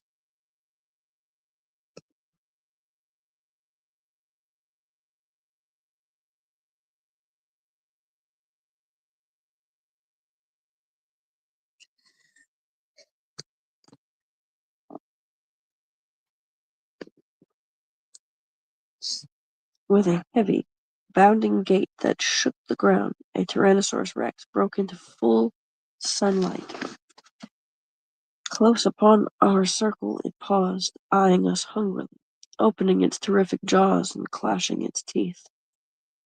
Biggs told Will to stand ready to cut free the baskets of fish, while I tried to quiet the frantic scribes. Then, to my horror, Bix leapt down from her perch in the saddle onto the back of a Styracosaurus, there to confront the attacker directly. Aghast, I watched as she addressed the creature by name, in a chattering discourse which seemed momentarily to confuse it.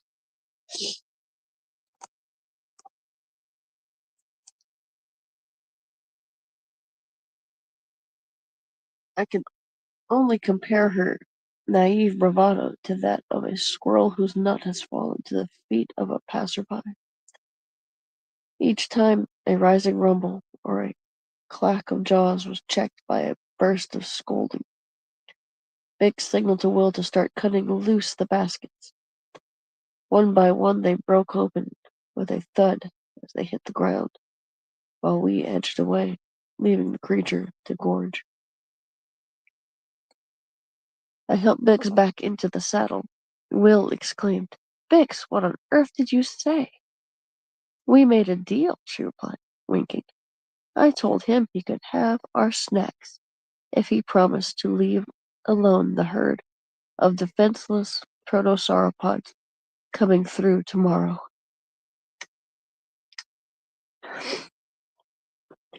A deception which Bix modestly characterized as mere tact.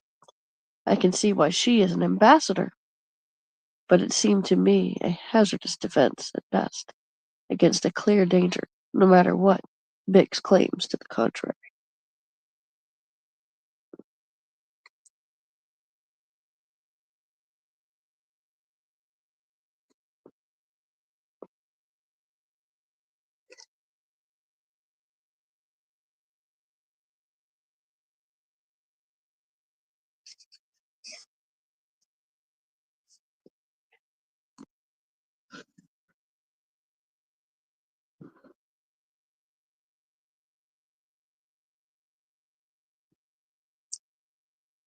Ceratosaurus Gate of the Temple Ruins.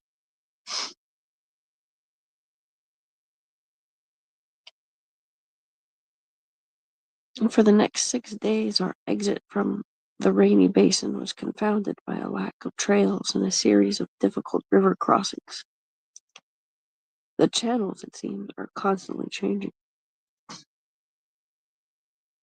At last the caravan achieved its destination, a solemn ruin held firmly in the grip of the jungle at the base of the Backbone Mountains.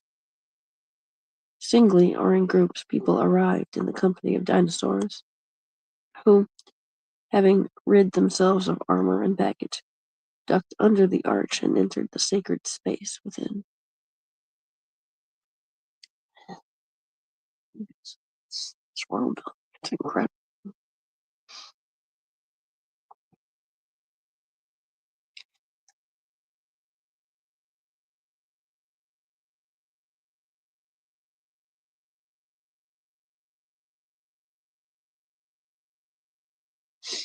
Broken horn. A triceratops addresses the assembly.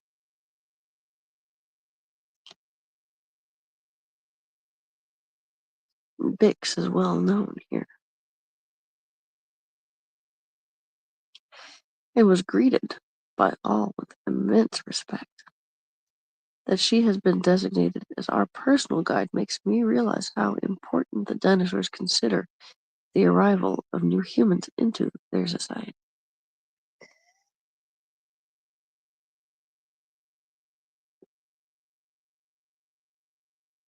A dignified elder triceratops with a broken horn rose to address the assembly that had now gathered. Will and I assisted the scribes, tending the sandbox of the footprint writers. Our time spent alongside the sandboxes in Waterfall City was not in vain, yet it did little to help us follow Brookhorn's quaint forest hermit dialect. He carved a high arc with his Noah's horn, wheezing. The scribes padded across the sand with great urgency. He then dropped his beak, lifted the frill, and barked. The scribe spun in circles. He swung his head to one side and hooted. The scribes trotted and then paused. Will elbowed me. Father, they want us for something. I looked about. All eyes were upon us. Step forward, Bix whispered. You have just been announced. We would like to make some introductions.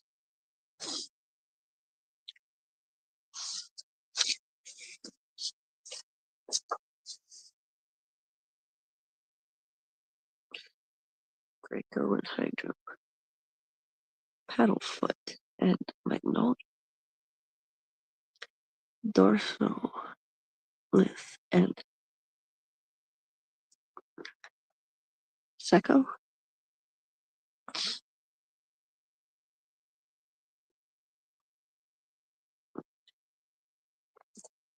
Big Tusk and Mari, Bracken and Fiddlehead, Lightning and Uli, Lightning.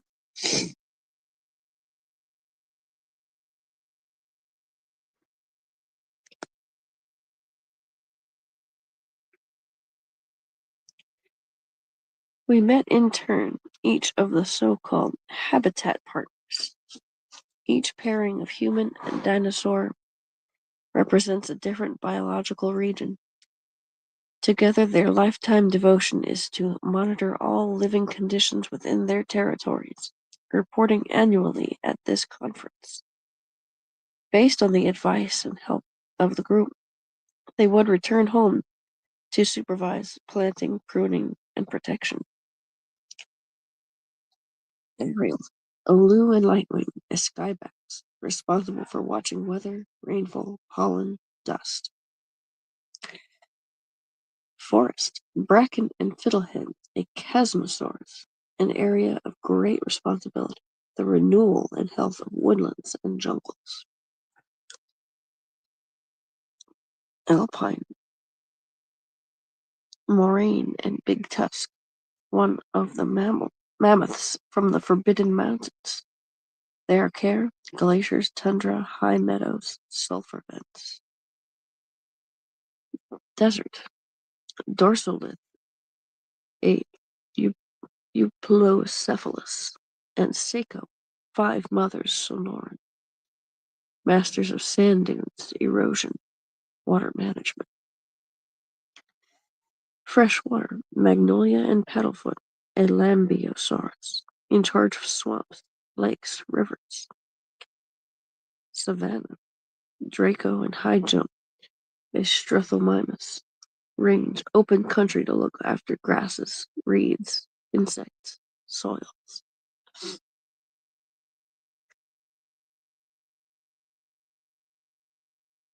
I like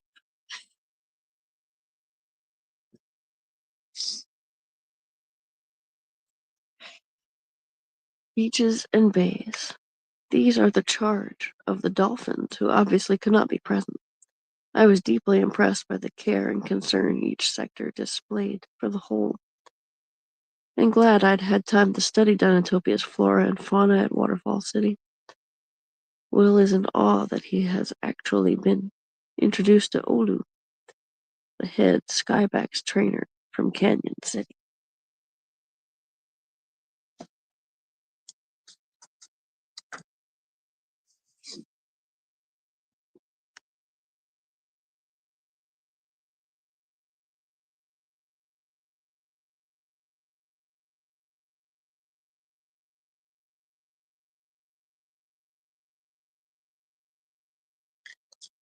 After the conference ended, we continued north, all the way up the Backbone Mountains. Will pestered Bix with questions about Canyon City.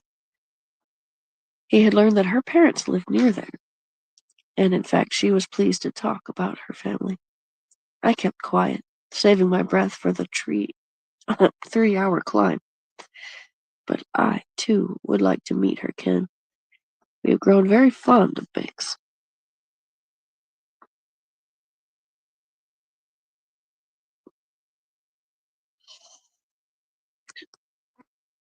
Was it doing something weird?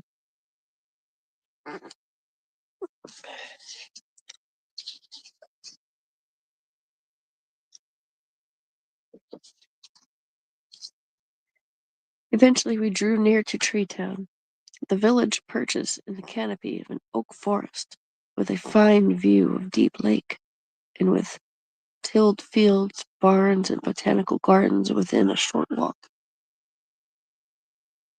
Biggs departed for one of the barns to hear the latest gossip. We ascended ladders and were greeted warmly by Nora, matriarch of Treetown. She soon involved us in busy activity.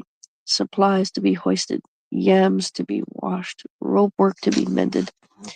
However, not before we had enjoyed a reviving snack of fried millet cakes and syrup, along with fruit and cold berry juice, followed by a rapid tour of the main trees. Nora climbs up and down the ladders without a thought, and to tell the truth, I was only too glad to sit down to mending ropes. A family of brachiosaurs glided up from the valley below to receive their daily treats of fresh turnip ferns and water spangles. As the day wore on, Nora noticed how tired we were. She showed us our sleeping arrangements. Will in one of the boys' trees, I in the big central one, and fed us a bowl of soup while telling us of the late evening bell that signals all to rake up the fires, put out the lights, and retire. I was asleep before the bell rang.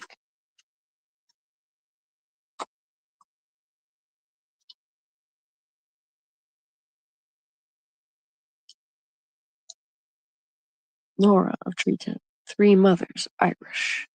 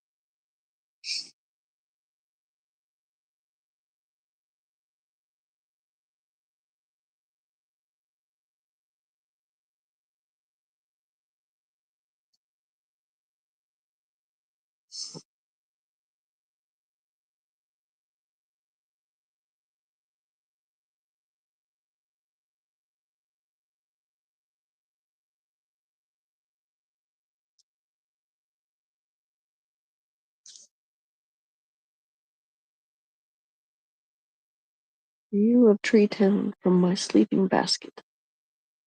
The lumber all came from a forest leveled by a windstorm 300 years ago.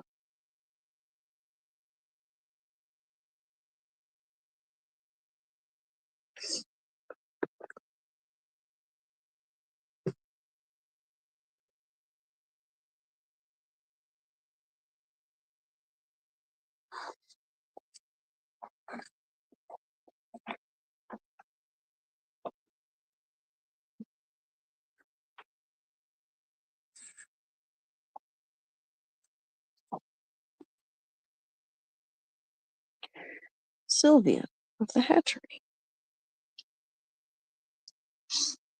Laura's granddaughter, Melanie, is visiting from Waterfall City. She listens to shells to remember the sound of.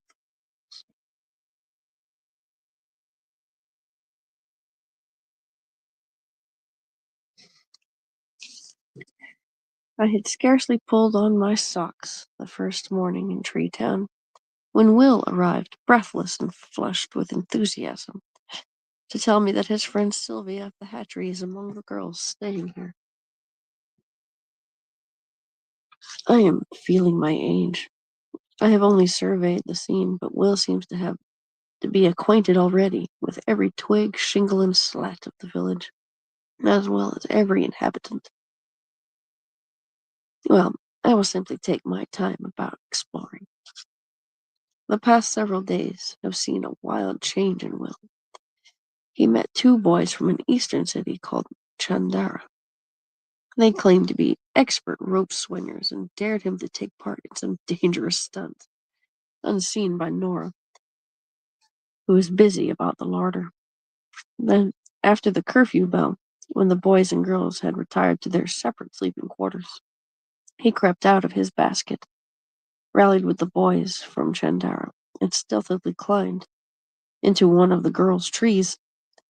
With a fair imitation of a Tyrannosaurus growl and a few well-timed spins of the sleeping baskets, they set all the girls to screaming.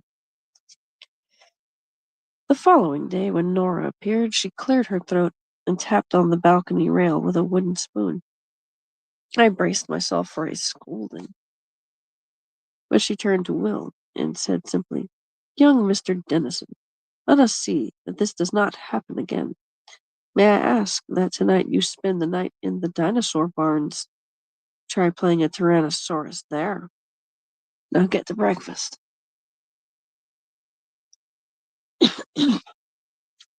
Once Will was out of hearing, Nora turned to me, sensing my embarrassment. "Don't worry about him, Mr. Dennison," she said. "He's a lively boy, and he'll grow up fine, but he needs to keep the company of dinosaurs."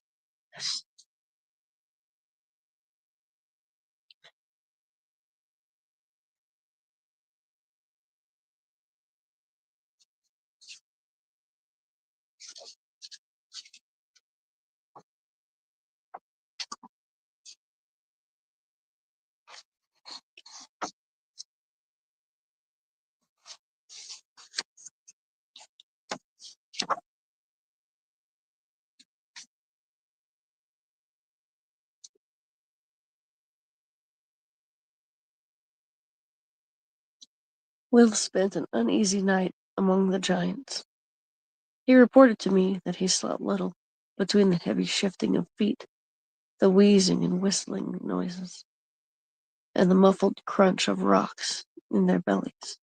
Biggs has told us this helps them grind their food. At one point, Will opened his eyes to see a great head, as large as a wheelbarrow, peering down from a few feet above him. The head swung up and vanished into the darkness of the rafters. His dreams were of walking trees and mountains that could inhale and exhale. As a result, Will's behavior has improved, and he seems to be reapplying himself with vigor to his tasks. I have lately had many conversations with Sylvia, renewing our memories of the days at the hatchery. She has a sweetness of character, Surely the clue to her extraordinary relationship to all dinosaurs. She and Will seem to be a good influence on each other. Their days are full with all they must do and learn, and so are mine. After I complete my daily chores for Nora, I explore this region and keep up the journal and field notes.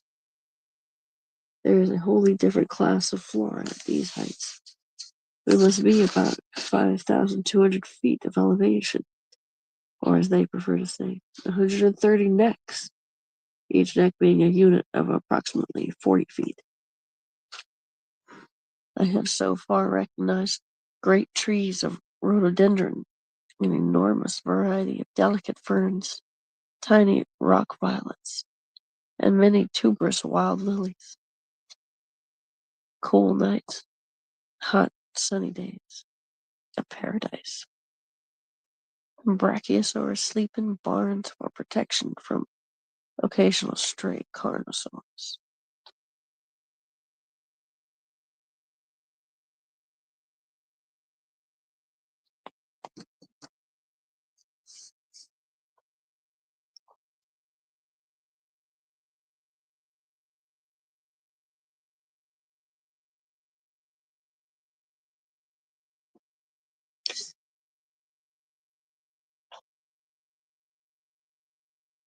One morning, Nora cheerfully said to me, "Arthur, it's time you had some company on your rambles. Take Melanie and Calyptra with you. Melanie is her 5-year-old granddaughter, and Cal, the Dryosaurus, who always accompanies her."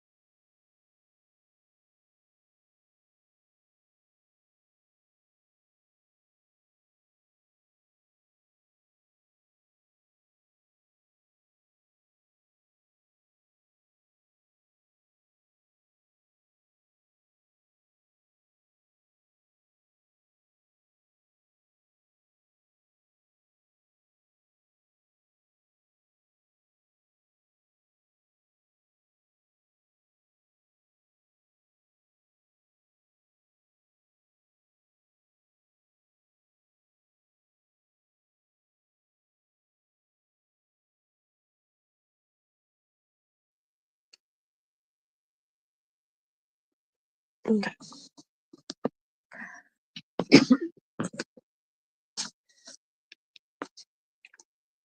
One morning, Nora cheerfully said to me, "Arthur, it's time you had some company on your rambles.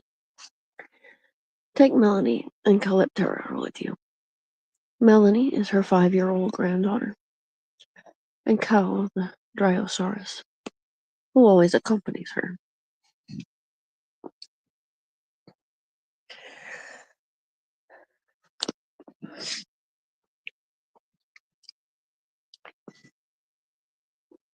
As we toured through thickets and brambles, Melanie would stop at a single tiny shoot in the midst of a mass of vegetation and say, "My, how you've grown."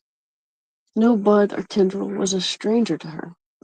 I soon discovered she was a positive encyclopedia on plants and, moreover, thoroughly enjoyed her role as teacher. I asked where she had learned so much about her green people.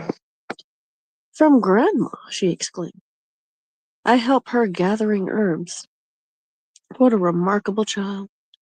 I am much taken with her, as, it delights me to say, she appears to be with me. And I could not have found a better teacher. Melanie has reawakened in me the love of nature, the joy of knowledge, gained in carefree wanderings out of doors, which, as a boy, led me to become a scientist. Joy of knowledge.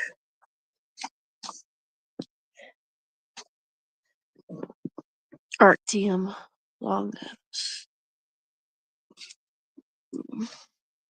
Xenopodium pluca.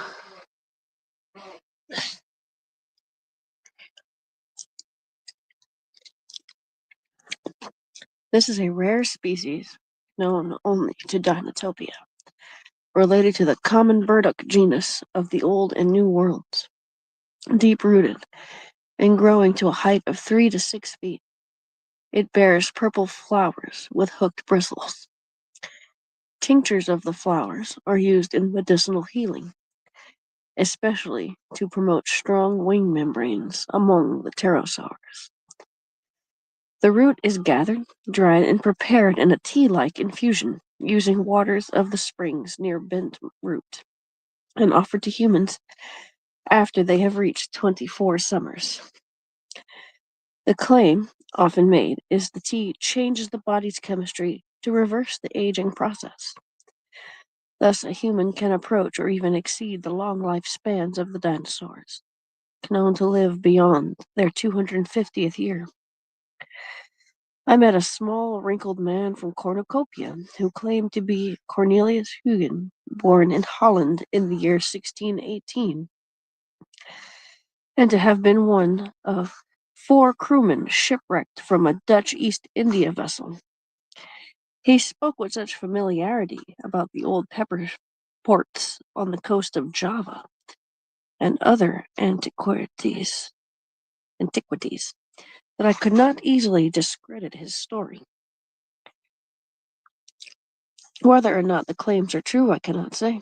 Nevertheless, as a practical man and as a scientist interested in making even such a long-term experiment, I now make a habit of drinking the tea of a longibus.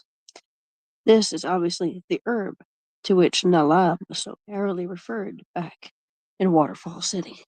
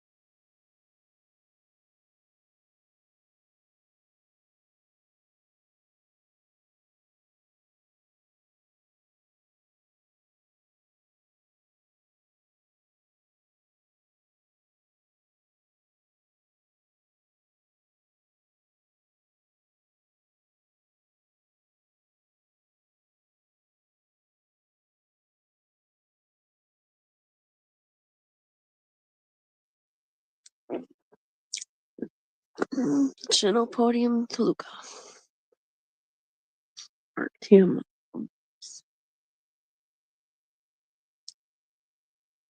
To Dinotopians, corn and wheat are virtually unknown. Instead, they cultivate a variety of unfamiliar grains, including a variant of quinoa. The tiny seeds are dried and steamed into a nutty flavored mash, or ground to flour and converted into delicious pancakes and dumplings. The Aztecs used the whole plant and all its parts for many different purposes, and worshipped it as a source of life. After their subjugation by the Spanish, the sacred grain was kept alive in hidden pockets in the mountains.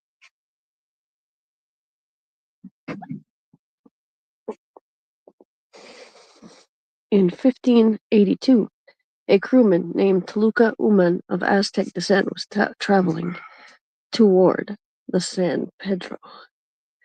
When his ship was wrecked, he was rescued by dolphins, along with his cache of Toluca seeds, safely sealed in coconut shells. The plant has flourished on Dinotopia ever since. Toluca Uman's likeness in full headdress and astride a dolphin is often seen painted on dinnerware, an appropriate place for a symbol of plenty.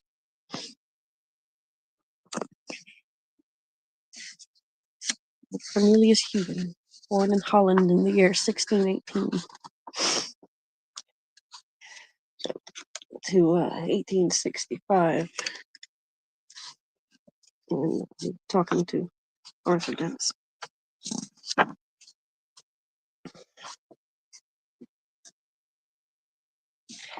Ladder to the beehives. The laundry is all washed at treetop level. Rain gutters collect water, which is used sparingly. Boys must wash their own.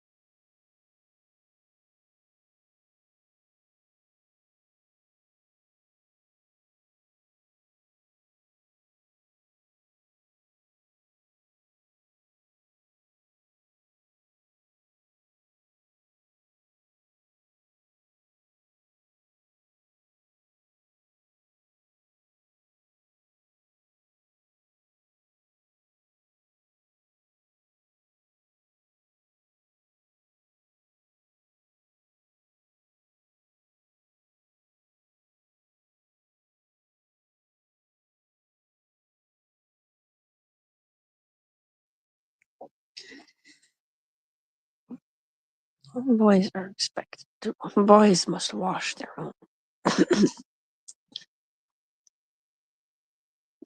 The rain gutters collect all the water. It's great big basins.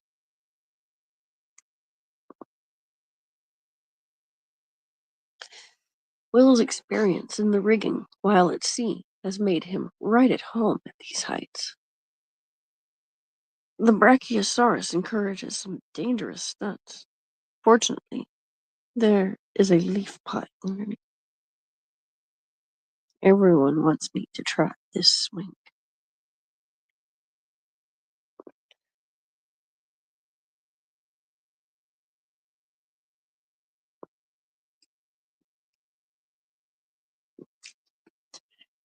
Nice little fireplace. Heat up the water.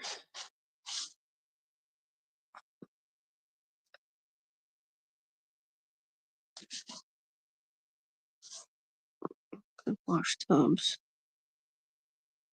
Some kind of contraption.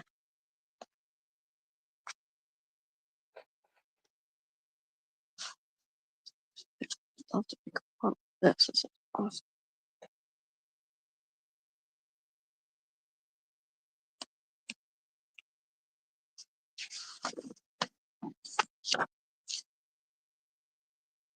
And then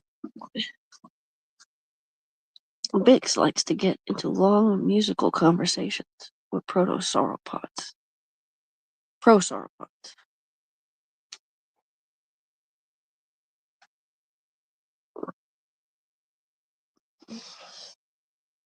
Bamboo panpipes, thumb piano, xylophone, and that the sauropod dinosaurs use musical notes to communicate with each other and with humans. Like whales or dolphins, they begin with an upward glide as a search call. A downward glide indicates concern or distress. A rapidly rising and falling series suggests great excitement or irritation. From these simple beginnings, a rich musical language has developed.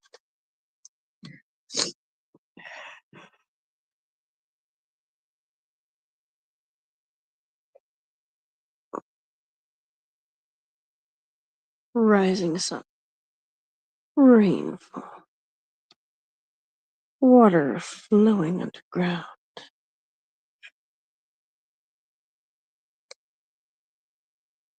Pose dancing is a vocabulary of gestures performed by a human dinosaur pair.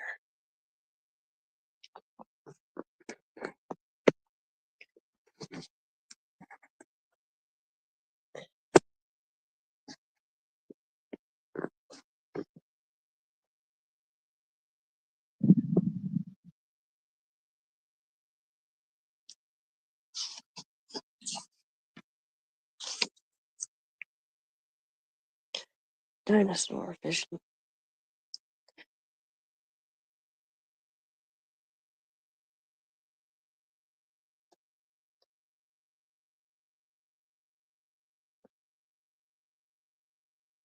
Ordinary human.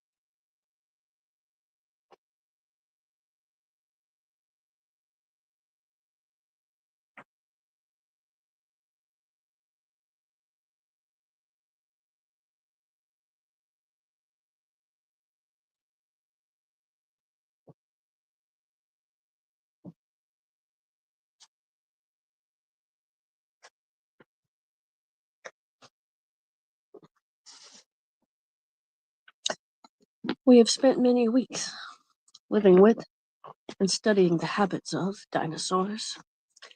Soon this training period will come to an end, but Bix has particularly asked me to make these pictures to show how dinosaurs see. The world through her eyes is evidently different from what we see.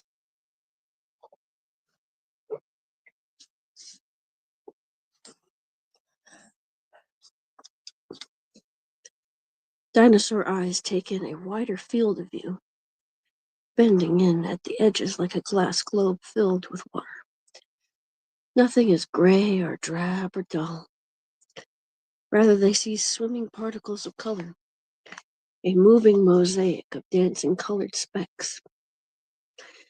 As we would see a starscape in the midnight sky, they see a sparkling lifescape in the woods by day, a world teeming with life. Some humans can see with dinosaur vision, Bix explained, artists, poets, and children. But for the rest of us, as we grow older, the mammalian part of the brain clouds over the older reptilian part and drains away a little of the glory of the world.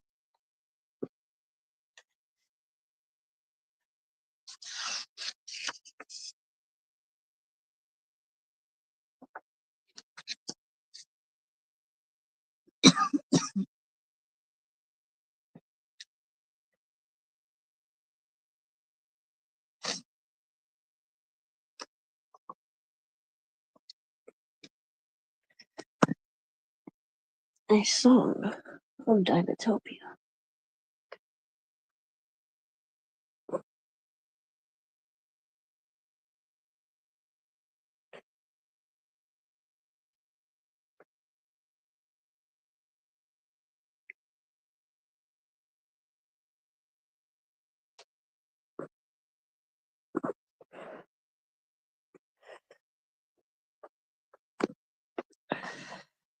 Starts here in minor E. Come forth in joy to greet the morning shipwrecked travelers on our shores. Reborn, look up to see the rosy banners rise, the dawn's new promise writ across the skies.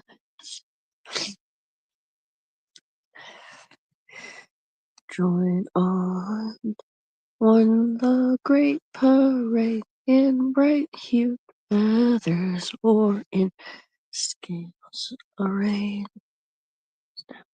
Rude life spirit garbed in various attire. Ours is a land's wardrobe. Does its soul inspire? Breathe deep, see peace. Come round the fountain, crystal spring. Let ancient wisdom from its sources bring a drink to cool the warring and the strife. Quiet waters, enduring life. Take up the chisel and the drum, each adding flourishes with claw or thumb. So glorious cities rise from stony ground, advancing skyward with triumphal sound.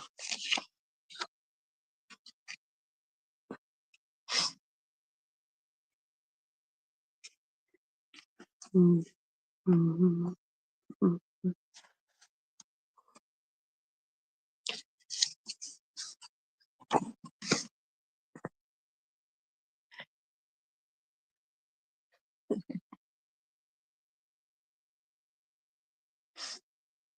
Skyhopping is a popular sport.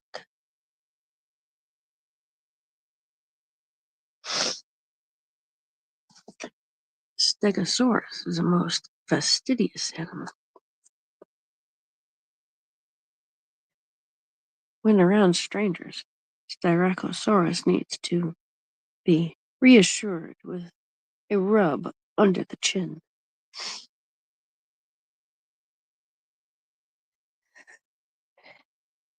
Camarasaurus needs dental work often.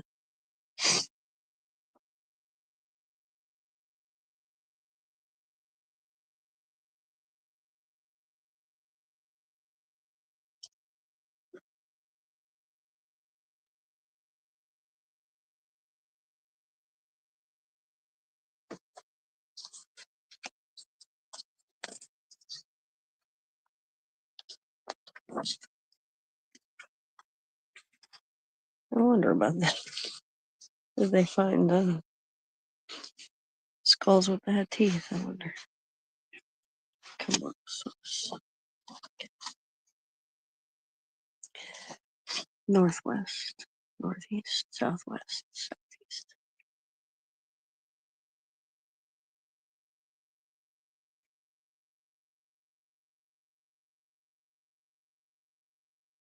A legendary saddle from the 1650s.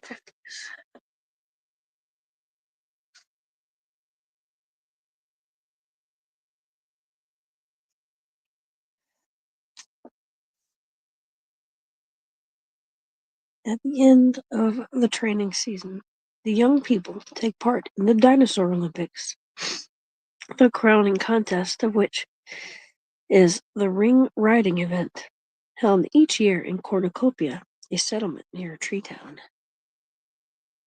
The object of the event is to capture the greatest number of rings of the proper color. The banners strung across the track represent each of the 4 quadrants of the island. Rings are loosely attached with strips of paper.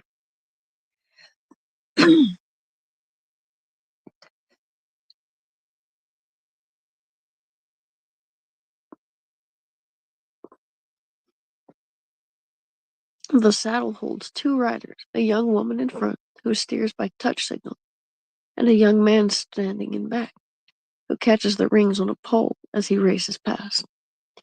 Together with the skill and instinct of their steed, the Dinoceras, they make a trio, Dinoceras. The human riders are selected by Nora. To Will's keen pleasure, he was paired with Sylvia, the 2 of them representing the hatchery sector of the entire northwest quadrant. Sylvia's report with dinosaurs is going to be extremely important. To understand the singular nature of the Dinoceras, imagine an ostrich growing 3 times its ordinary height, climbing into the skin of an elephant, diving into a river of bright-hued paint, and prancing about with the arrogance of a camel. Painted elephant.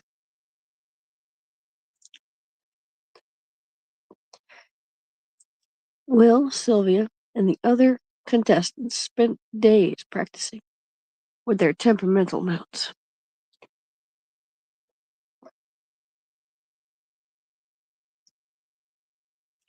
The arrogance of a camel.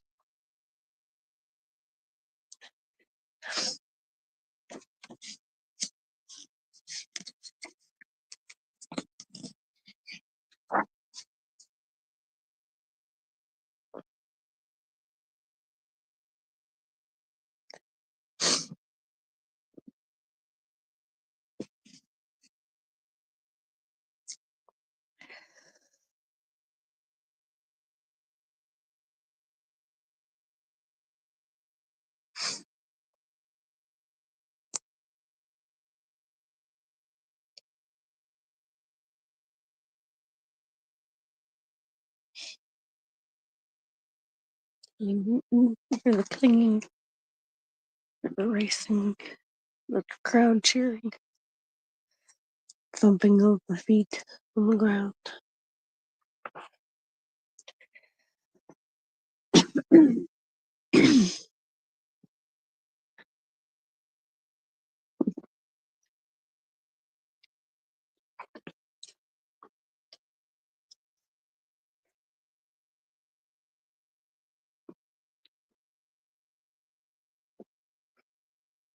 Race day saw crowds pouring into the rustic stadium from all the villages around Deep Lake, leaving not a single child in his dooryard, not a single velvet robe in its closet, not a single hat on its peg. After many hours of feasting and dancing, a lone trumpet call from the edge of the forest brought all to silent attention. Then of a sudden, the crash of a cymbal woke the multitude into a frenzy of excitement. A small dimorphodon, flying ahead to set the pace, careened around the great ring, just ahead of the feet of the running giants. At first I tried to sketch, but I found myself yelling encouragement and leaping up and down, along with the screaming spectators. Will and Sylvia rounded the track once, twice, 3 times.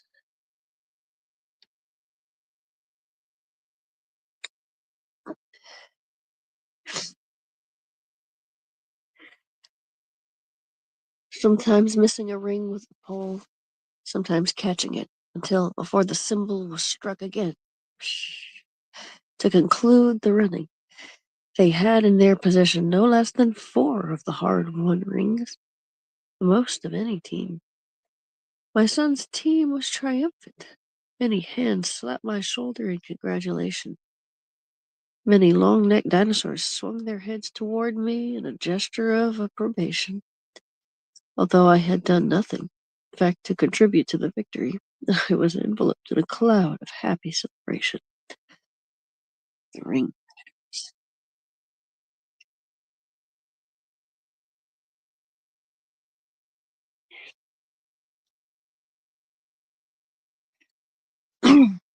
Everyone could tell how happy he was, so it was only polite.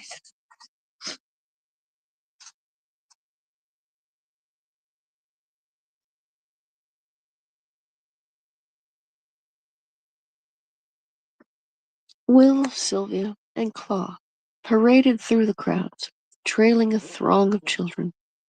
The victorious trio paused to receive the blessing of all the dinosaur elders, many of whom had been present at the meeting months before in the temple ruins. Brookhorn gave each of them a token of good fortune for the journey ahead and said, this time with Bix translating, you humans have now cracked through your shell. You are ready to become a habitat partner. The earth, the sky, and the sea are all open to you. What region, what zone of life do each of you choose? The sky, was their simultaneous reply. Will and Sylvia riding Claw, a Dinocaras. Dinocaras? Dinocaras? This triumph means they are assured of going on to Canyon City to train as Skybax riders.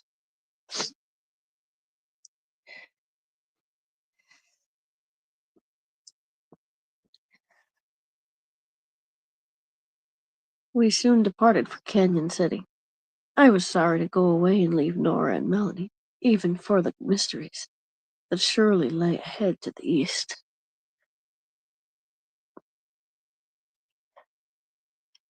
Where Will and Sylvia could finish their training. For Will, drawn upward by the eagerness to fly, and for me, drawn forward by the hunger for new discovery. The rootless life offered its own consolation, but I will miss my friends. We made uncommonly good progress through the northern plains, riding upon the high backs of migrating apatosauruses, affording us a fine view of the foothills of the Backbone Mountains. One morning, after brooding in a while in silence, Will turned to Bix and asked, what did he mean about Sylvia and I just cracking through the shell? Did he see us as living inside an egg all the time before?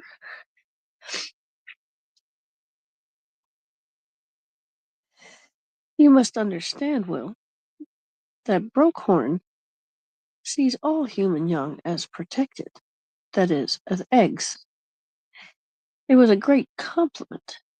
Cracking through the shell is no easy task, nor is living without a yolksack. Will saw nothing odd in this. He is settling comfortably into human saurian relationships. Eventually, a strong wind coming off a ridge announced our approach to Canyon City. We disembarked at the edge, seeing before us, yawning and beckoning, a dreamland of air and stone.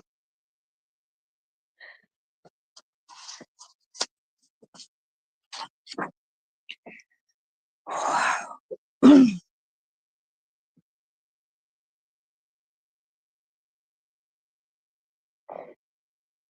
Circular rainbow.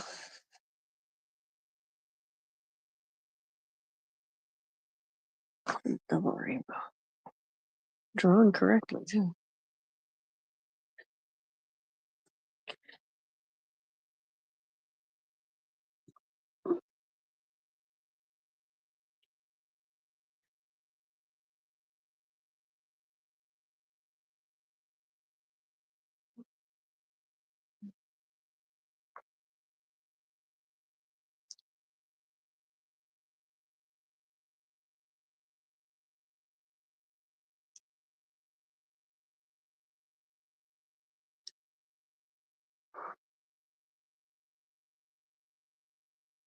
Man, this artwork is amazing.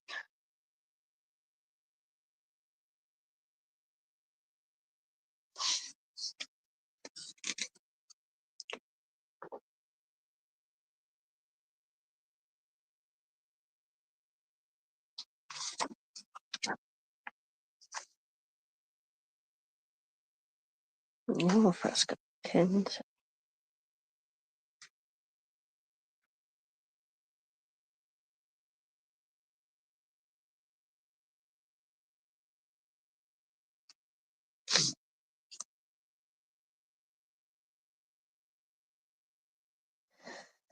To a man who cannot fly, Canyon City and its nearby skyback's rookery, known as Taros, is like a wharf to a man without a boat. I had hoped to find skybacks lined up like gondolas in Venice, with dashing tour guides ready to take me aloft. But only one rider can fit at a time on the special saddle, and that rider must know his mount better than a falconer knows his bird. But to the earthbound traveler, many wonders are within the scope of a network of trails and bridges. I have just returned, for instance, from a fine concert by a single Edmontosaurus, who used the echo effect of a natural amphitheater to produce sustained notes of a chord punctuated by rhythmic bark coughs.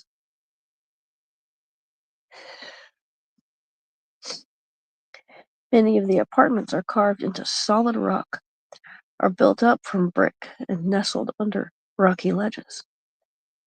The windows are small, covered with paper rather than glass. The inside walls of the human dwellings are painted with frescoes of frolicking dolphins and bright wild flowers in a Minoan style.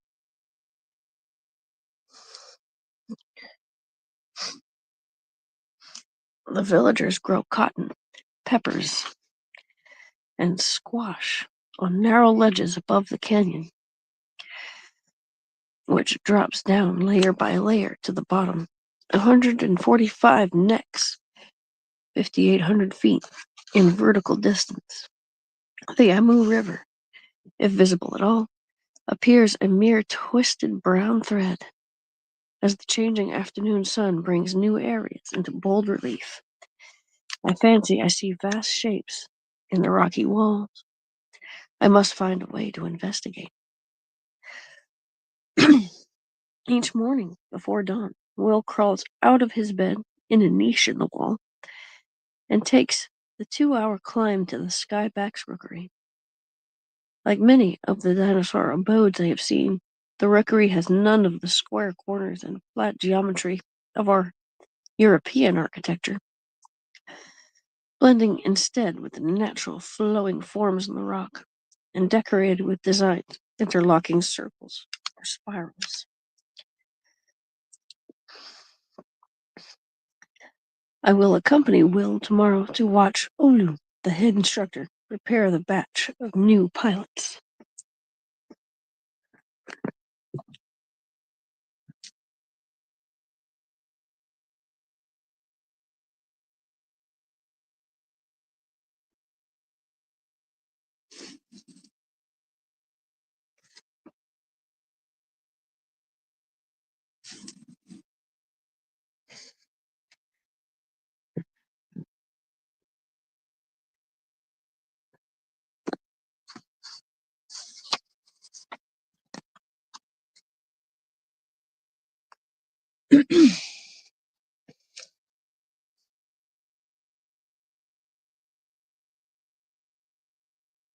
Olu, Skyback's instructor.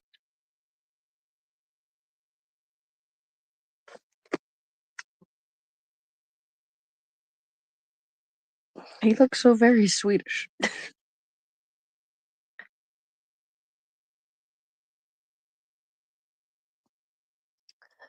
Ulu and the student flyers assembled on a ledge beneath the glowing canopy of the Skybax's wings. The creature preened and stretched, shuffled and ambled, folding and refolding its wings, and finally perched awkwardly. Please keep in mind that this is a pterosaur, not a dinosaur, said Ulu.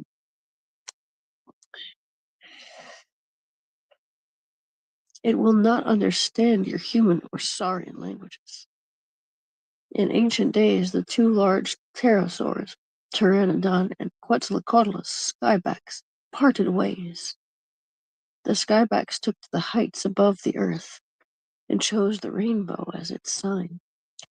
The Pteranodon remained in the canyons as gatekeepers to the world beneath. Both have a needed role to play in the canyons, but you must honor the fact that they are old brothers who have their differences. You will discover, continued Olu, that your skybacks will not fly beyond the sentinels who guard the lowest canyon. The lower canyon is the lower canyon. Your skybacks will not fly beyond the sentinels who guard the lower canyon. That boundary cannot be crossed while you are in flight. Master pilot, apprentice, beginner. So there's a, I think a B. Like,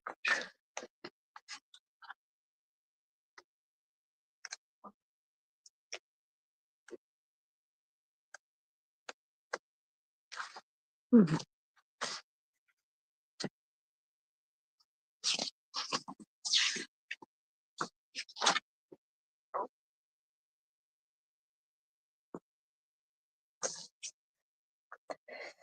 In the coming days, as Will and his fellow flyers began short excursions down the canyon, he discovered the truth of Olu's words.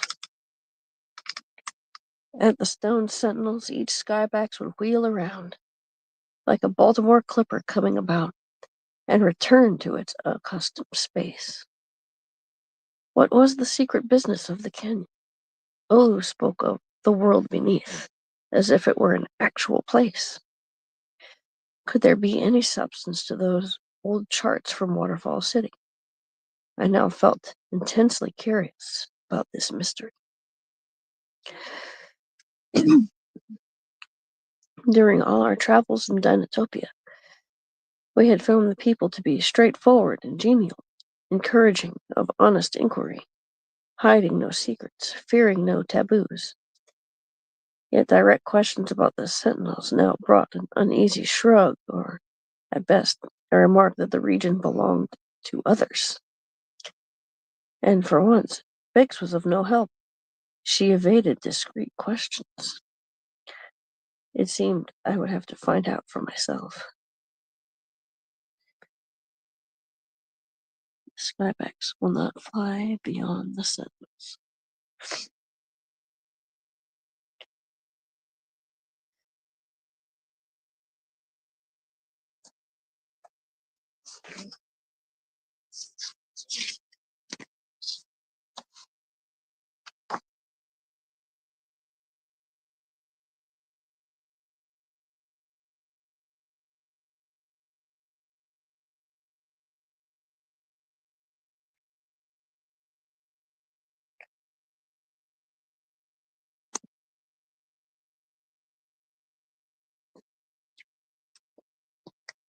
Olu had warned only against flying beyond the sentinels. Had anyone explored the region on foot? Yes, indeed, but so long ago that no one really remembered. Although, as I was saying earlier, people live a very long time in Dinotopia. People, it seemed, did not like to violate the taboo out of respect for the Saurians. Would there be any objection to my taking a look in the name of science? No, indeed, but their tone was doubtful. If I chose to go, that was my decision to make. Will and I spoke long into the night about this exploration. To my amusement, he disapproved of my poking about, but he agreed to come part way, at least to the bottom of the kin, despite Sylvia's strong-minded opposition. We provisioned for the expedition: dry food, light blanket, oil-wrapped notepaper. Although Will had offered to keep the journal up to date, of course I would also need to make my own notes below. I wore my old coat and reinforced my footwear, envisioning a fairly rough journey. We descended the cliffs by an old trail that was still in use. It stopped at the water's edge, and we were obliged to wade or scramble as we proceeded south. We reached the confluence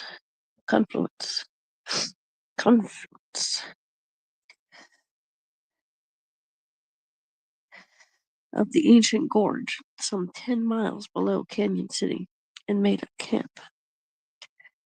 Here, tumbling green and white waters mingled with the brown of the Amu.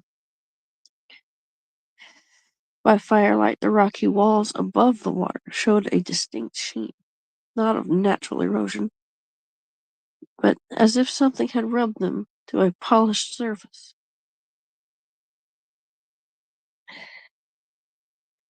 The next day, we followed the pathway of the rubbed walls beyond the point of the sentinels, where, rounding a turn of the river, we came upon an extraordinary sight. Strange monuments, Egyptian in character, along with carvings that suggested the first meetings between humans and dinosaurs. Fascinated, we were drawn on. We swam through a sunken canyon of old monuments.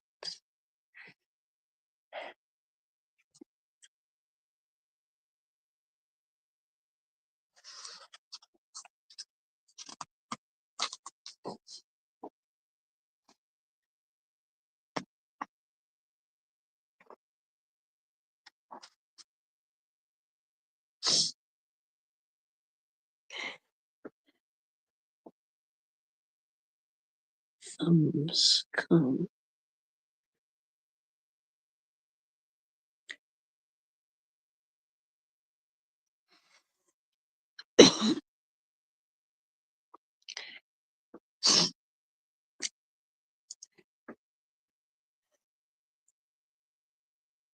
The historical reliefs.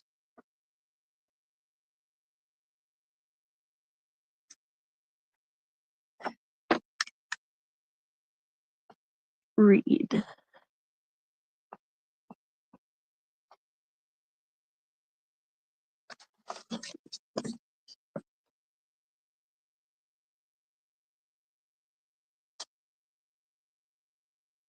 Seaman.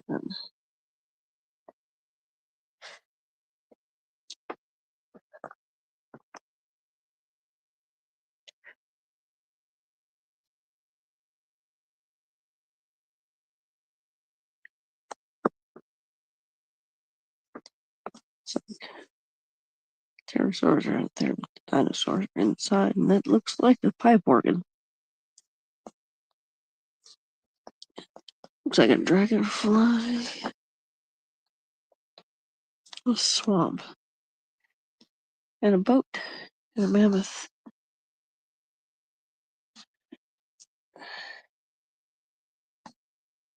Pterosaurs. Boats.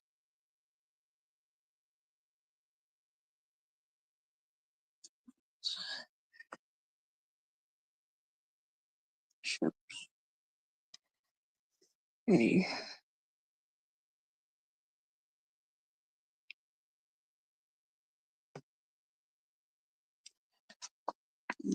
build together. Tree houses. Cities.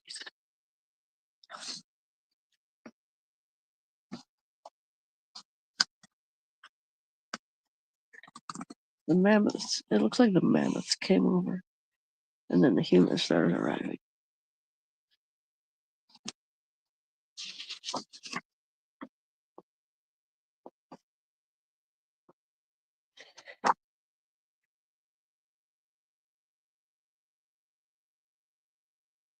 Oh, that looks spooky.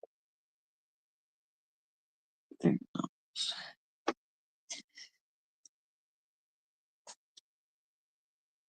We continued further downstream. Even before we saw the pteranodons, we expected them. The smell of death hung heavy in the air. The bodies of dead dinosaurs lay about us, being scoured to the bone by the scavengers. The pteranodons did not attack us, but flew up, alarmed and aggravated, to the top of an isolated bluff, where they followed our progress with sober interest.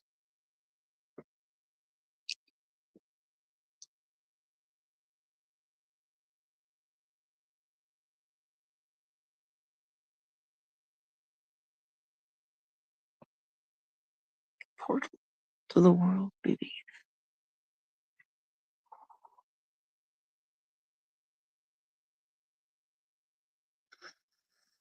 There was no horror for us in this landscape of decay.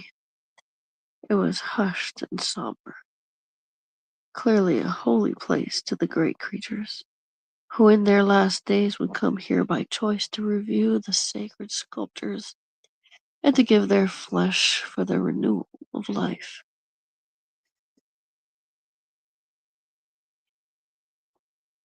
A deep rumble ahead drew us forward to find a vast circular opening into which the waters of the Amu River plunged. A broad spiral pathway, carved from the rock by ancient claws, led downward from the brink. But at this point, Will thought he should go no further. Wait here, Will, I said. I'm going down to have a look ahead. I descended the sloping ledge some 100 feet to find the river had created a deep channel into the earth, surmounted by vaulted rock and flanked by a safe walkway. A blast of fresh scented air cooled my face. I pushed forward. Now I could see a strange illumination, a phosphorescence that shone upon the growing plants, mosses, ferns, and then shrubs growing in wild profusion.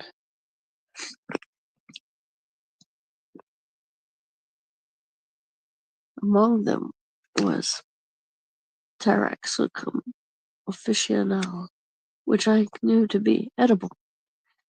I surmised that I lacked nothing to sustain me on a much longer journey. I scrambled back to the surface to find Will looking upward. High above, in the small patch of sky that remained visible above the surrounding curtains of stone.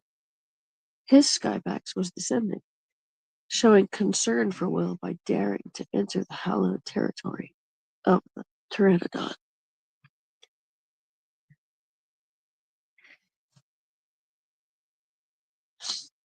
This is the chance of a lifetime for me, I said to Will. It's the chance of a lifetime for me. The doorway to a whole new world. I reassured him that I had ample provisions and would return in a few weeks, and thanked him again for undertaking to keep the journals, despite the new demands on his time. I am poor at expressing the pride I feel in my boy. Good luck with your training, I said as we parted. I watched him swoop upward with a rush of wings. Then I turned to descend into the earth.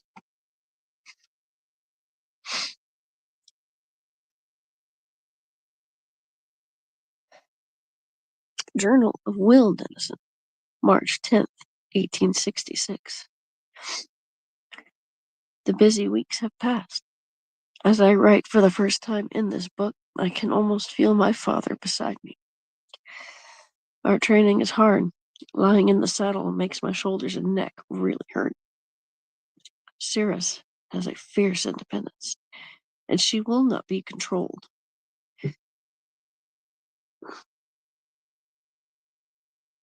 After seeing her to her roost, I often spend the evenings with Sylvia and Bix. Sometimes at Bix's home. Sylvia won't be controlled either, says Bix. I don't know what she means. I am not trying to control Sylvia, only Cirrus.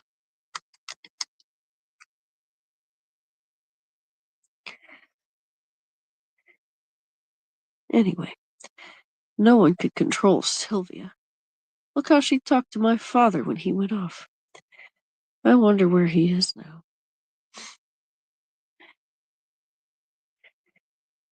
Bix says the caves are part of a huge network. No one goes down there now, but it once sheltered all island life. Bix says that somewhere in the canyon walls the story is carved. Long, long ago, before humans started coming, the sky went black with dust, and it got very cold. The dinosaurs collected seeds, spores, insects, everything, and took themselves and the whole lot underground. Something like Noah's Ark. Later, when the air got clear again, everything came back to the surface. The same ramp that my father went down was the one the dinosaurs used to come out. Dinosaurs travel past the sentinels to die because it feels like coming home. It's been a month since father left. How could it be a month? I feel I understand Cirrus better. She now lets me treat her wings with burdock medicine.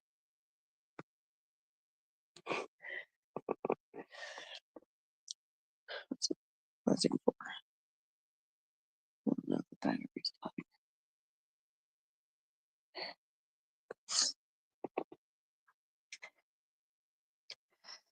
Yesterday, we practiced launching and landing in a strong headwind. No, it's been a month since father left. How could it be a month? I feel I understand Cirrus better. She now lets me treat her wings with burdock medicine. Yesterday, we practiced launching and landing in a strong headwind. Besides flying, there's a whole lot of study about clouds and winds. At least I'm better at study than Sylvia. Vic says it's my father coming out in me. He ought to be back soon. Ulu has been working with me to change the habits I learned with horses. Stop steering, he yells. Sylvia's lucky. She never learned bad habits. I asked Olu again today when we might be considered for full apprenticeship. Cirrus and Nimbus will tell you when you're ready, he said. You need to win their respect. You cannot ask them to carry you aloft until you have a feel for what it takes to climb up through the air with a heavy weight on your back. You have to show them you are not tied to the earth. How can I do that? I said. I can't fly. You can climb, he said. You've got feet and you can carry a backpack. He pointed toward the mountains with his chin. Up there, at the top, you'll find an old building called the Temple of the Sky. Tent pole. You'll find an old building called the Tent Pole of the Sky. Other riders have made the climb, but you would be the first dolphin back. Sylvia should climb beside you. You might need her help. It's a hard trip, but think of Cirrus and Nimbus. You'll win full partners from it. Biggs blinked when we invited her along. No, not for me, she said. This is for you. I am no mountain climber, and besides, I have some family business to attend to. Sky shell lamp. Family visits last many days. Home of Biggs with her elder nestmate Hilo and mother Petra. Speaking platform.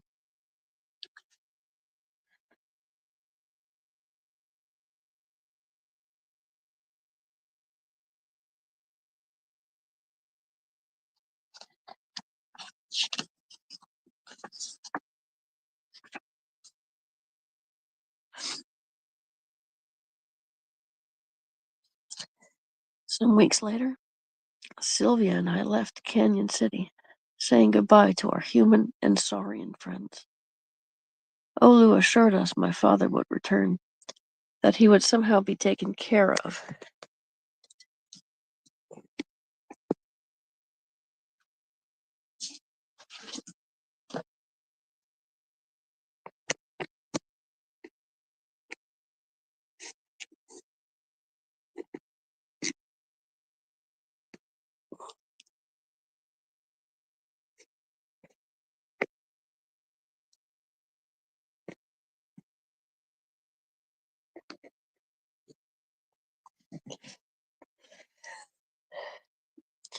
Cirrus and Nimbus waited for us at the trailhead.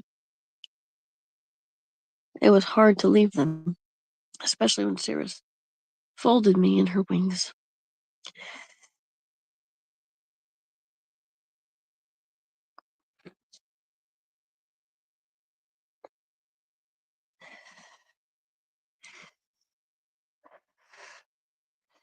Then as Sylvia and I left, they both stretched out their wings in a slow flap, like waving goodbye. Sylvia was crying. I couldn't put my arm around her because of the backpacks, but I held her hand. As far as the eastern foothills of the Forbidden Mountains, the way was easy. Sometimes we met an occasional traveler. Even this far from the sea, there were monuments. The work of dinosaurs, Sylvia says, raised to honor sea creatures such as trilobites, nautiloids, or sea scorpions.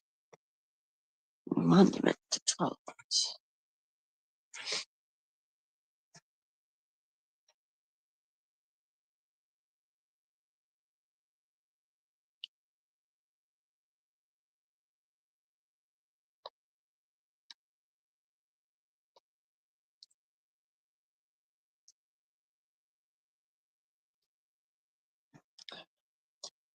Moropus, Brontotherium.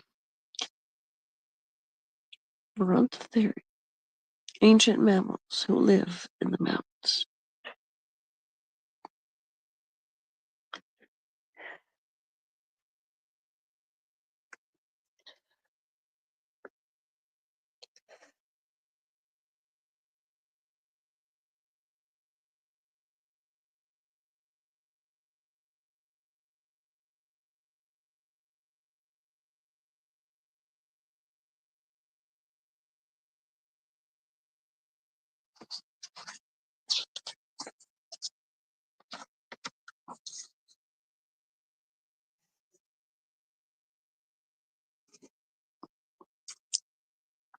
In a few days, the wide dinosaur roads thinned out, replaced by footpaths leading up along the streams. We began to climb through thickly wooded valleys of silver fir, giving way to dwarf rhododendron. Sylvia found minty ground creepers, which she collected to brew into a fine tea. For some days we had a bad time, slowed by giant piles of sharp boulders, some larger than a house, scattered around, sometimes separated by foaming torrents. I was worried, too, about saber-tooths, so I found a stout, sharp pole. Sylvia laughed. I didn't mind. The pole came in handy for climbing.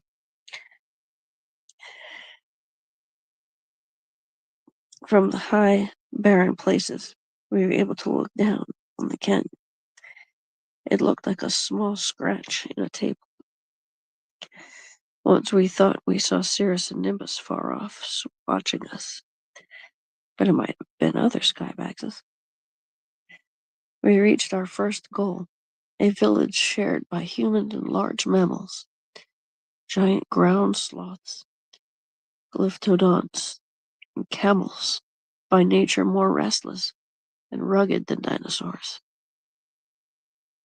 A fine sympathetic mammoth, a cousin of Big Tusk, offered to carry us as far as he could, being familiar with the terrain. He had good footing, even on ice, and he found overhangs for us each night, sealing our shelters with the warmth of his great body. After even he had to return back,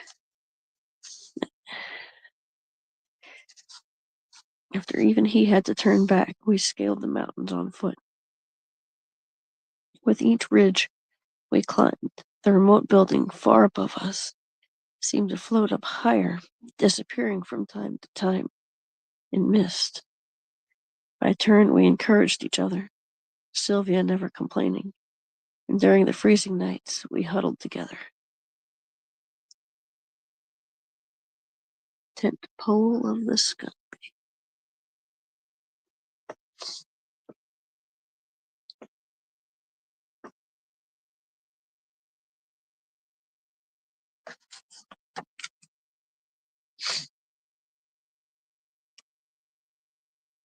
At last, at the end of a very long day, we reached the summit, resting our backpacks thankfully against the foundation stones.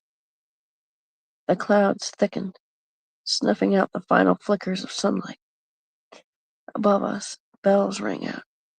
We later learned they announced the raising of the black tent.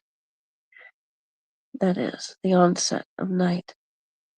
We shouted for many minutes, until, to our great relief, first one face and then several leaned out over the parapet. A rope ladder dropped to the snow beside me. After being greeted, we were led straight to our host, Levka Gambo, who lost no time in refreshing us with hot buttered tea in clay cups, blankets of woven fur, the first we had seen in Dinotopia, and a strong aromatic incense. All this combined to lull us into an exhausted, dreamless sleep.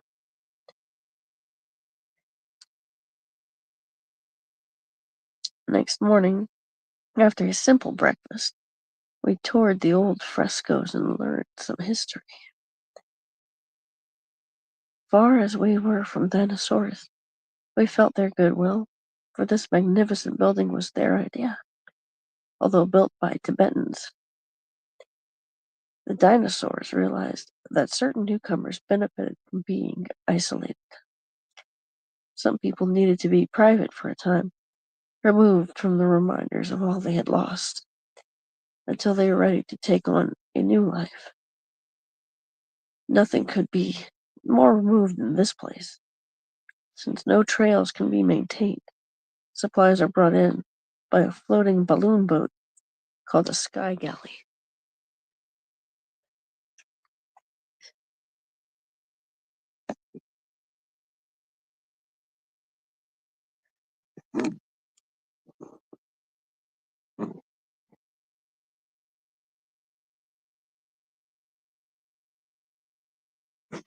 Tibetans. How did Tibetans end up in Dinotopia?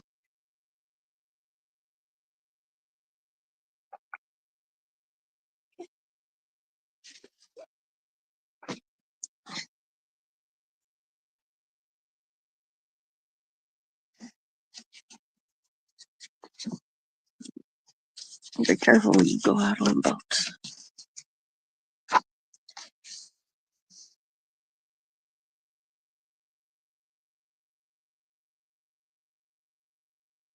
Gambit. Smoking a conch shell. Oh, look at that. Room.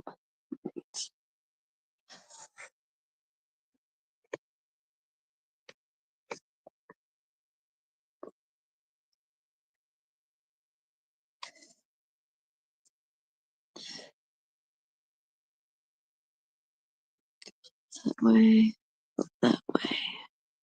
Ooh, towards the hatchery.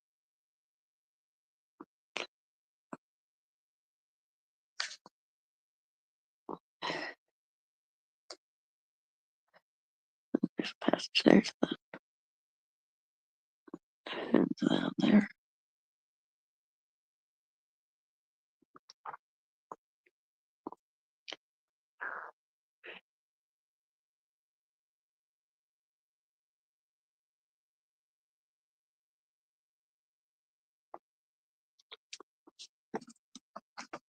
The living at the top of the mountain has begun to cast a curious spell over me.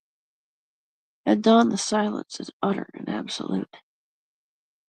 From the balconies on clear mornings, I can trace the course of both great rivers, the Emu and the Palongo.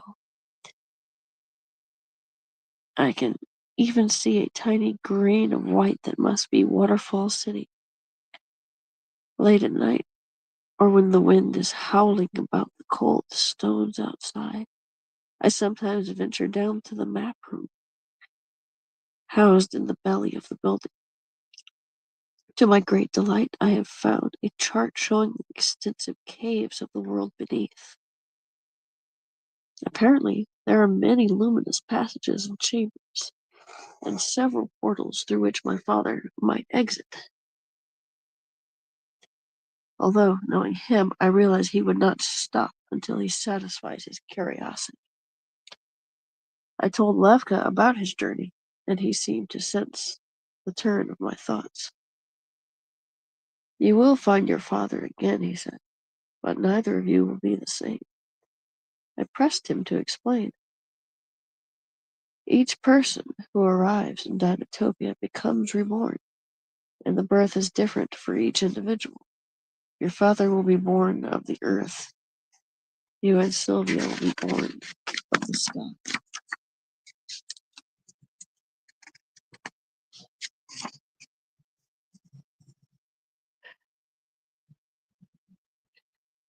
Proud ship, like a sky.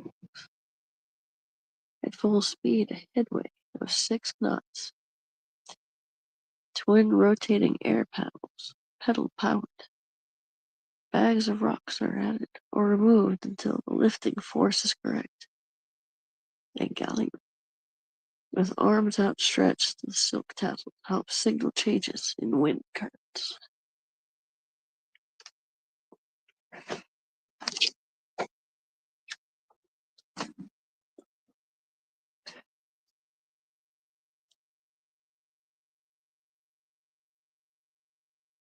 Wow, look, so beautiful.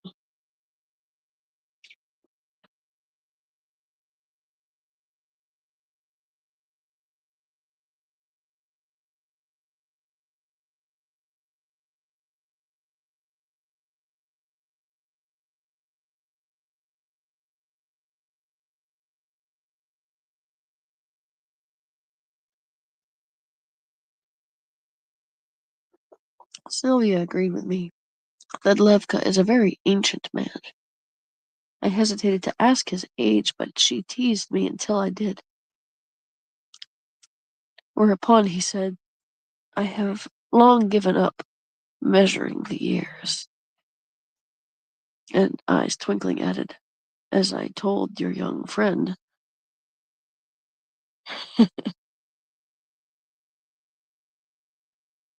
Sylvia's mischievous gaiety has reached out to the other keepers of the tent pole.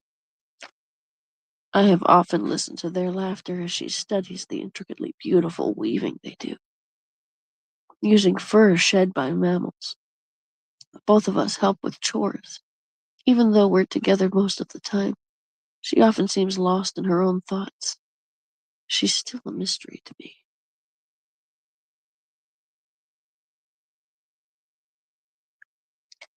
A great deal has happened since writing the above. One morning our routine was interrupted by Levka, who sat us down and handed each of us a stack of very old, faded picture cards. "Look through these," he said. "Choose just one to return to me."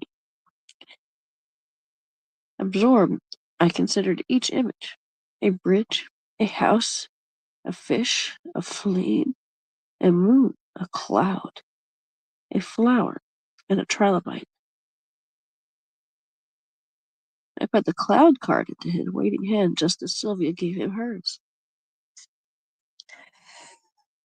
Our eyes met. Levka held up the cards, twin clouds. We both knew that once that this was a turning point. Levka had known too, and earlier must have sensed the sky galley approaching from afar. For there it was, drifting on the horizon.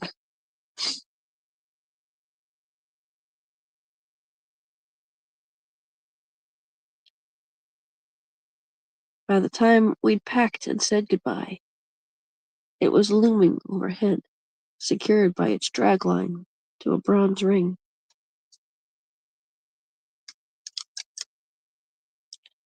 As winches lowered the bundles of cargo, Levka turned to us and smiled.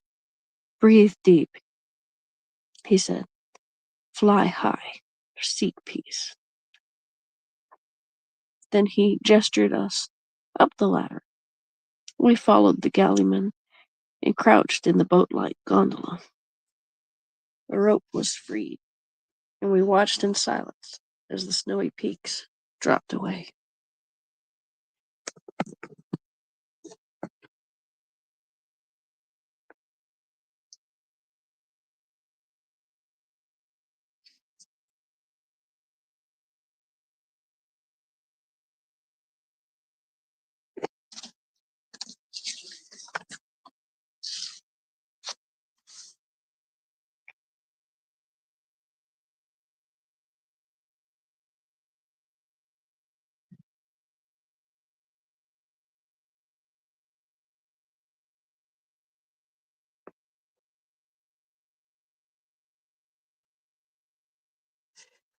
At first we drifted like a leaf of a lazy river, revolving slowly as the sun alternately warmed each side of the gas envelope.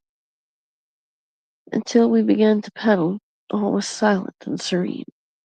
Pairs of galleymen took turns at the squeaky pedals, which moved us along fast enough to feel the bitter air on our faces. The galleymen knew the Canyon City well. One was a retired Skybax rider, and we were pleased to carry. And the galleymen knew Canyon City well. One was a retired Skybax rider, and were pleased to carry us as far east as they could. But the sea of clouds under us was beginning to look ruffled and uncertain. By the fourth hour, we struck a hot updraft from the eastern face of the Forbidden Mountains, and we noticed the world sinking even further away. The sky above was a dark, deep blue, the air so thin we were panting. A tug on a red rope released precious helium, and we reversed direction, plunging down into the clouds. We dropped perilously low, despite bag after bag being cut free. Violent gusts hurled us about, plunging us at one moment into gray obscurity, the next desperately near the rocky clutches of the mountains. It was a solemn kind of fury, quite unlike the wild screaming of the typhoon that wrecked our ship. When we stopped pedaling, the only sound was the soft groaning of the gondola and the eerie whistling of the wind over the mountain passes.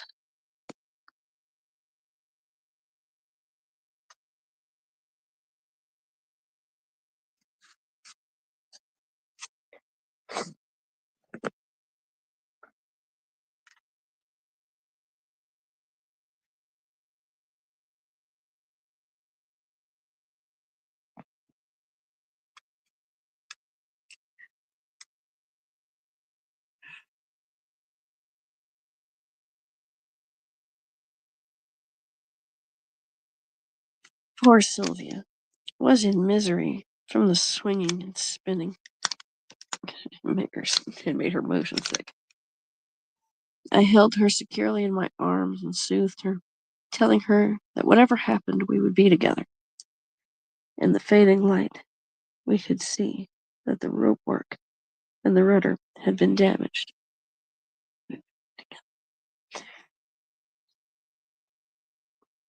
The galleymen jettisoned everything they could, but still the balloon scarcely held us aloft. At some point, each of us realized we had lost all control. There was nothing left to do.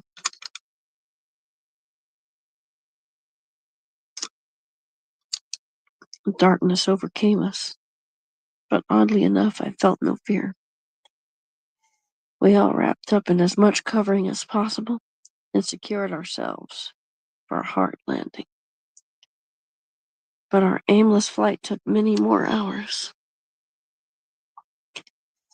There was no sense of movement or direction. Sylvia and I even dozed off for a time and woke to the feel of warmer air. Suddenly, a galleyman shouted, but his words were lost in several bouncing jolts that ended in a splintering crash. Luckily, the final impact was softened by what later turned out to be a field of flowers. At the time, after making sure no one was seriously hurt, we all curled up on the ground and slept, exhausted, until dawn woke us to reveal a shattered ship.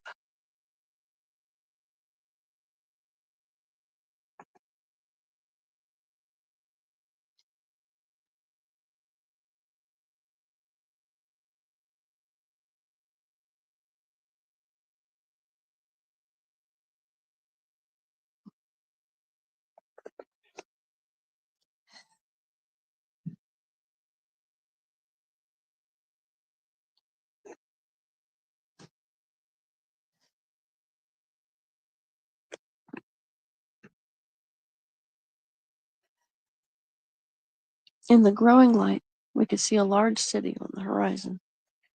Our pilots recognized it instantly. Sauropolis, capital of Dinotopia. After eating what remained of our food, we set out. Even from a distance away, through the grand entrance gate, we could hear music and laughter. Apparently no one had been able to observe our crash. We simply joined the stream of people, all carrying flowers and colored banners, and entered the capital city.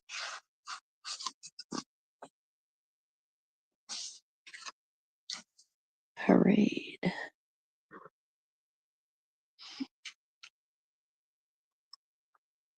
A crowd of merrymakers preparing for a parade swept us up in its spirit of happy abandon.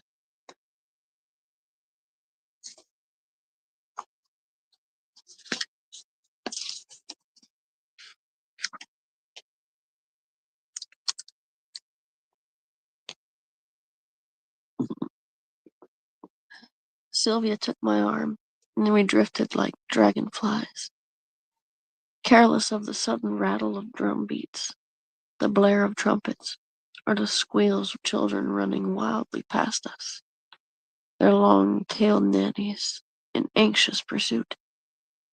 I know there was some residue left in me from the solitary mountaintop peace and the sky-tossed surrender that we had just experienced. Sylvia moved beside me, and I felt great joy knowing she had shared in every step of the journey. My father had once told me the words of Melik, the timekeeper. The whole earth has a heartbeat. Now, for the first time, I sensed that pulse of life animating all of us, every creature, large and small. Presently, a woman, apparently an official of the city, approached us, looked us up and down, and exclaimed, "It's you, Sylvia and Will." "Yes, you're right," said Sylvia, puzzled that we would be recognized. And great eruptions, did you know? Of course not. Arthur and Bix have arrived. That is, they've left. Oh, you've just missed them. They left for Waterfall City a few days ago. It's a 3-day trip by land. So they should. My father and Bix, I interrupted. What were they doing here? They should have been in Canyon City. Well, I don't know about that. They were certainly here. They arrived by sea, popping up right in the harbor, in a most extraordinary vessel. Come, I'll show you.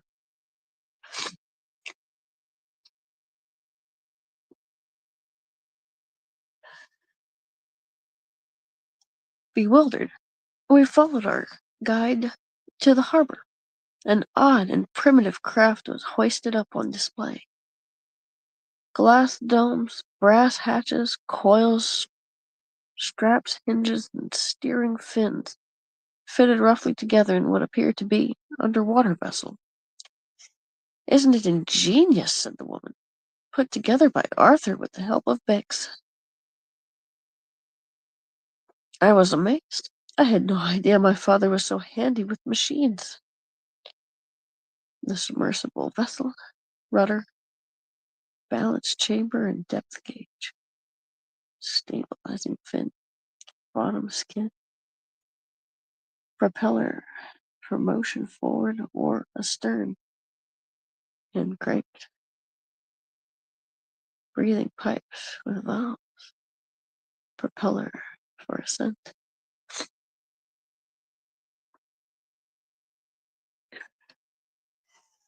My father must have found a way out of the world beneath, I said.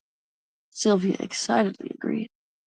The woman suggested we immediately send a message by signal tower to Ulu to request our skybaxes and permission to fly them.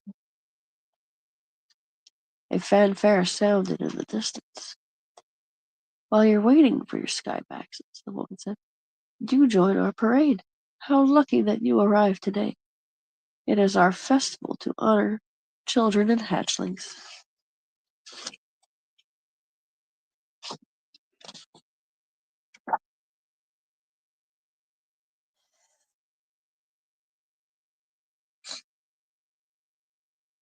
Very Greek.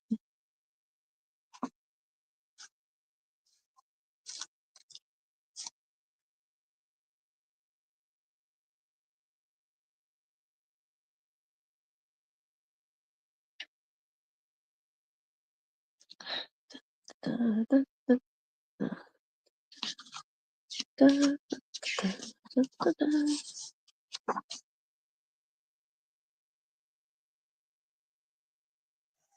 Rather than joining the parade, Sylvia and I were content just to watch, to see the spectacle unfold as if in a dream.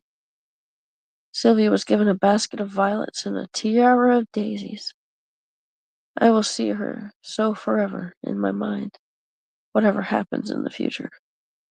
I was not really certain of her feelings, although sure of my own. One thing I realized, our parents would think us both too young for Kumspiritik, but at least we are going to share the life of Skyback's rider together. At last, Cirrus and Nimbus arrived, to our great joy. Strapped to their saddles were our new flying outfits, emblazoned on the shoulders with the badge of apprentice. We unrolled a note from Ulu. Congratulations. You don't need my permission. You have theirs. Fly high, seek peace.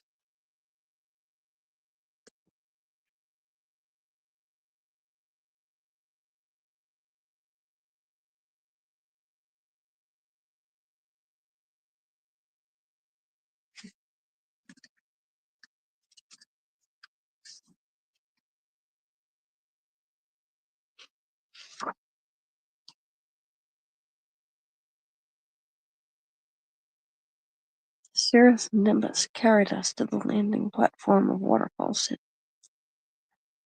We stood for a moment, thrilled to feel again the cascading thunder of the waters. Before long, Bix arrived, wiggling with excitement. Sylvia knelt down. Why didn't you tell us you were going in after Arthur? I didn't want to make you worry.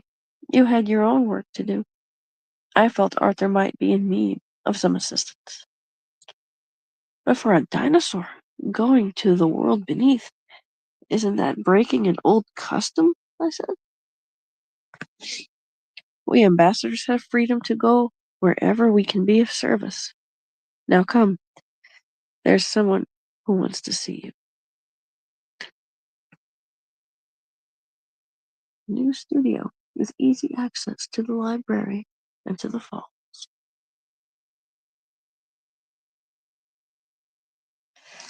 She took us to the library, where at last we found my father, the center of an eager throng of geographers and historians. He broke off as soon as he saw me to rush over and hug me for the first time since I was a little boy. When I got my breath back, I said, I'm told you just arrived. What happened down there? Were you in danger? Well, my father hesitated. In a way, my boy, in a way. But, oh, Will, you won't believe the wonders I've seen, the fantastic discoveries.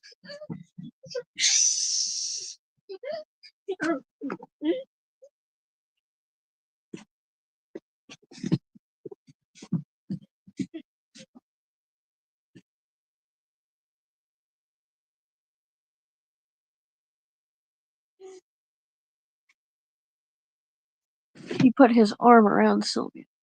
But the truth is, I have never in all my life been so glad to see any two people.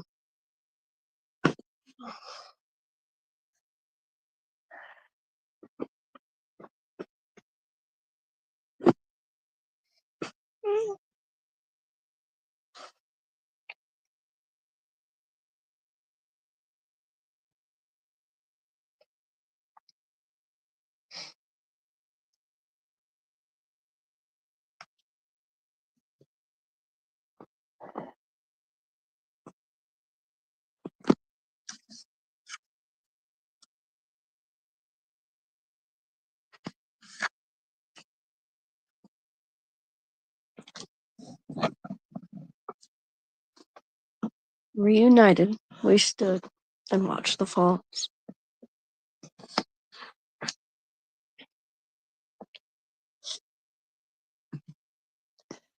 Journal of Arthur Dennis. I have read Will's notes, and I smile at the transformation they reveal. When I left him, he was a boy. He entered the library door, a young man. Seeing Will and Sylvia both wearing the uniform of the Skybax Rider fills me with a father's pride. Will has the furrowed brow and the square shoulders of a man of purpose. And from the little glances they exchange, Will and Sylvia have become good friends who respect and love each other. Have I changed as well? Perhaps so. My friends from dear old world we left so long ago on the wharf in Boston, those fellows surely would wag their heads at me. But I wonder if I shall ever see their faces again. No matter. Our old life was richly rewarding, and I'm grateful to it. But here on Dinotopia, my eyes have been opened to the wonders of a new world. Seeing with fresh eyes has rejuvenated me. I find enormous enthusiasm filling my mind. The lab has given me a simple studio overlooking the falls, a home for my spiral pocket watch, my plumes and pencils, my maps, my designs, and most of all, my recent field notes, which at the moment are in disarray, having been made under difficult circumstances in the world beneath. There is a lifetime, a long lifetime, of work to do here. I cannot start soon enough.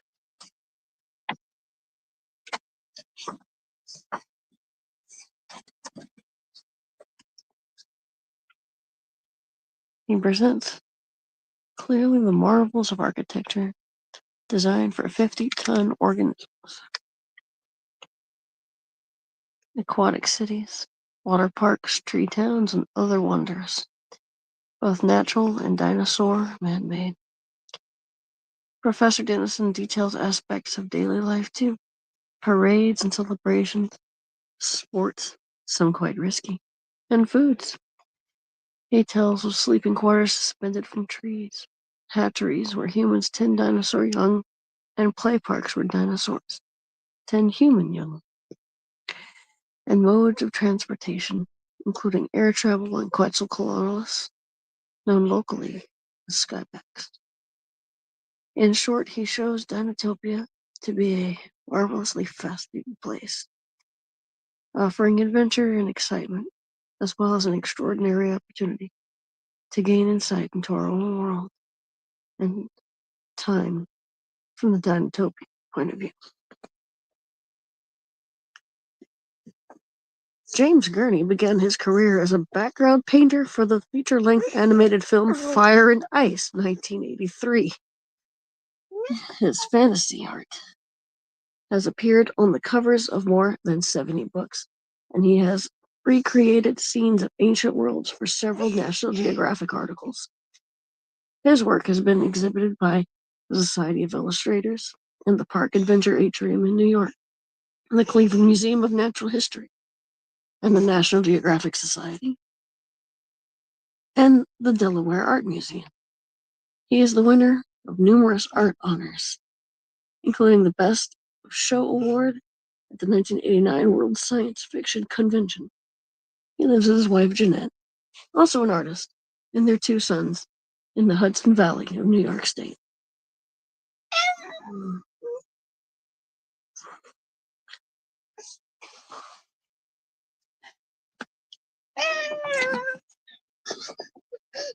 That's enough out of you, boy.